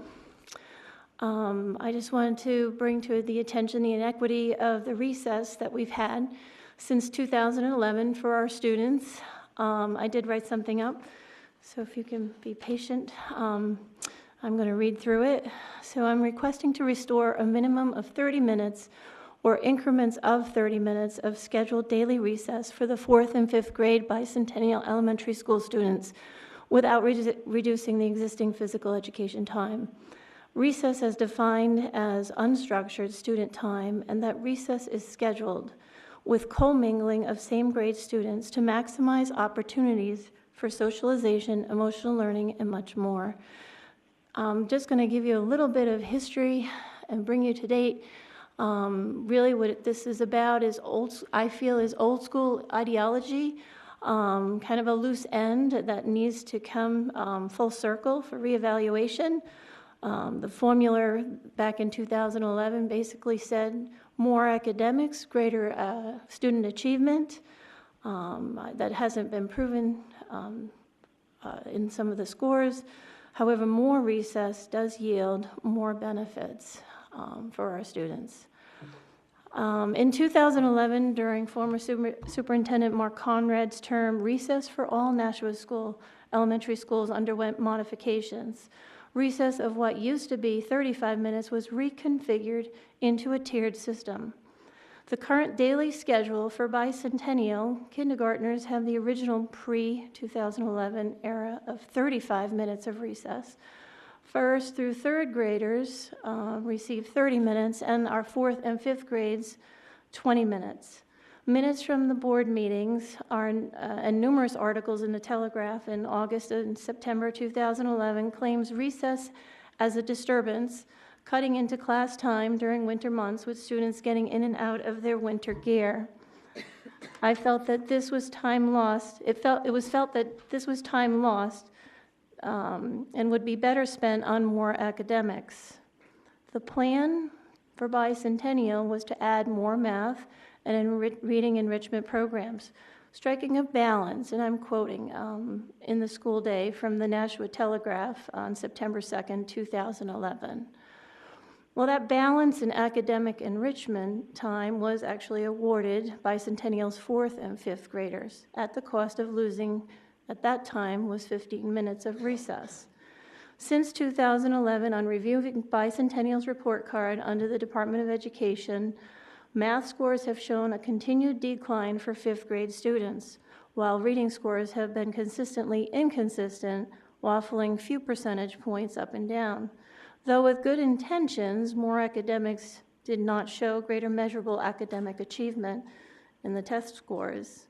I'd also like to mention that today students are actually protected by the National Internal Review Board, as it is deemed unethical and prohibited for researchers to take away recess for the purpose of study. Recess, it's what most students claim is their favorite time of day. It's a chance to be with their friends, getting into a soccer game or basketball game, and something they look forward to the next day. As a personal example, some of you may relate to, my son comes home from school and he often talks about his recess. I've discovered he's been actually teaching kids at school some of the football techniques and strategies, and some who have had no exposure or experience to the sport are getting in the game and has become a fast-spreading school-wide social network. That said, new bonds and friendships are able to develop, conflicts are hashed out, as well as lessons from the classroom are experimented and tested freely during this time. Researchers such as, one of my favorite researchers is Anthony Pellegrini and Catherine Bond-Gettler, 2013, had a publication, The Benefits of Recess in Primary School. Through play at recess, children learned valuable communication skills, including negotiation, cooperation, sharing, and problem solving, as well as coping skills, such as perseverance and self-control. I did not make a comment on the vaping presentation, but this is character development right here in its finest, positive character development and an opportunity of coping skills, perseverance, and self-control. So drugs, alcohol in the future, if we get a good foundation, which this supports, maybe we'll see less of it. So a minimum of 30 minutes of recess is supported by the New Hampshire DOE under Chapter 300. It's actually under school year ED 306:18B. It allows elementary schools, that's up to actually 6th grade, to use up to 30 minutes as instruction time, concluding that recess in this day and age is no longer considered a privilege, but can be viewed as a lesson, time like a subject, no less important than a daily math class. A minimum of 30 minutes of recess with bicentennial, particularly the 4th and 5th graders, would boost metabolism, better brain perfusion. There's actually brain scans that show this on the kids. There's many studies out there. The Academy of Pediatrics also support recess as a necessary cognitive reset in the day. In addition, research and evidence-based practice shows more recess results in improved behavior, greater academic focus for the remaining day, and reduced absenteeism. Lastly, bicentennial elementary schools' inequitable tiered recess schedule from kindergarten to 5th grade appears constitutionally unjust. Why some get 30 and some do not get 30 minutes is the question. A more equitable 30-minute minimum daily recess schedule for all of bicentennial students makes more sense, giving all the students those opportunities to maximize their potential social, emotional learning, academic performance, and physical development. That's basically what I'm here for. I've talked with our principal. I've talked briefly with our superintendent in the past on this. I just feel that this is just a loose end, I think, in our school. So thank you. Thank you very much, Ms. Foster, for bringing this to our attention. Madam President, Yes, Ms. Hohenson. can I ask the superintendent what advice he would give her? I mean, what should she expect, or how could she resolve this?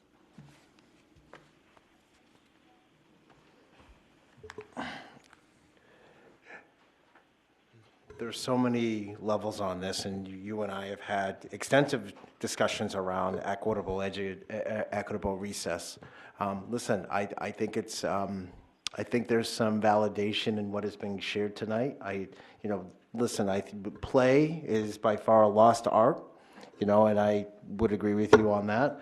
The equitable piece is something we're working on district-wide, not just in Bicentennial. And by the way, I'm biased about Bicentennial because that is in my neighborhood, so I totally get it. But this isn't necessarily about again, not thinking about my neighborhood. It's about the district and how that fits into all of our elementary schools.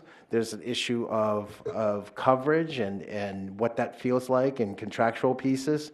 So all this needs to be looked at, as with a lot of different things at our elementary school. So the question really boils down to prioritizing what is really at the top of our priority needs according to our elementary schools. So it's an ongoing discussion. It's not going to be solved tonight at 10:25, but certainly, Mike Mahoney's had some discussions, and certainly if we can come up with a way to make what I call playtime or recess time equitable for our kids, absolutely. The flip side of that is that there was the discussion, again, that perhaps there should be more instructional time instead of that recess. There's also some discussion around extended day. So to make sure that we can fit in to make sure that we can fit in recess, So there's a lot that needs to be vetted, a lot that needs to be explored, and how that fits into this conversation. There's a lot there. So certainly we can have these discussions and have these presentations, but what it really boils down to, what is feasible district-wide, and that's where I think we get caught up. Thank you. And I appreciate that. Recess is important for all of our students, not just Bicentennial. Yes, absolutely. Okay, thank you very much.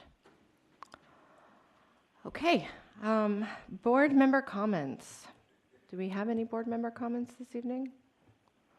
Okay, no? Thank you. Okay, great. I have two small things. I know, Dr. Mosley was like packed up and ready to go. Two very, very small, quick things. One is that the Nashua Public Library does story time at 7 o'clock on Thursday nights, or 7:30, but they're now doing it in English, Spanish, and Portuguese, which I just think is fantastic, and I encourage anyone to go.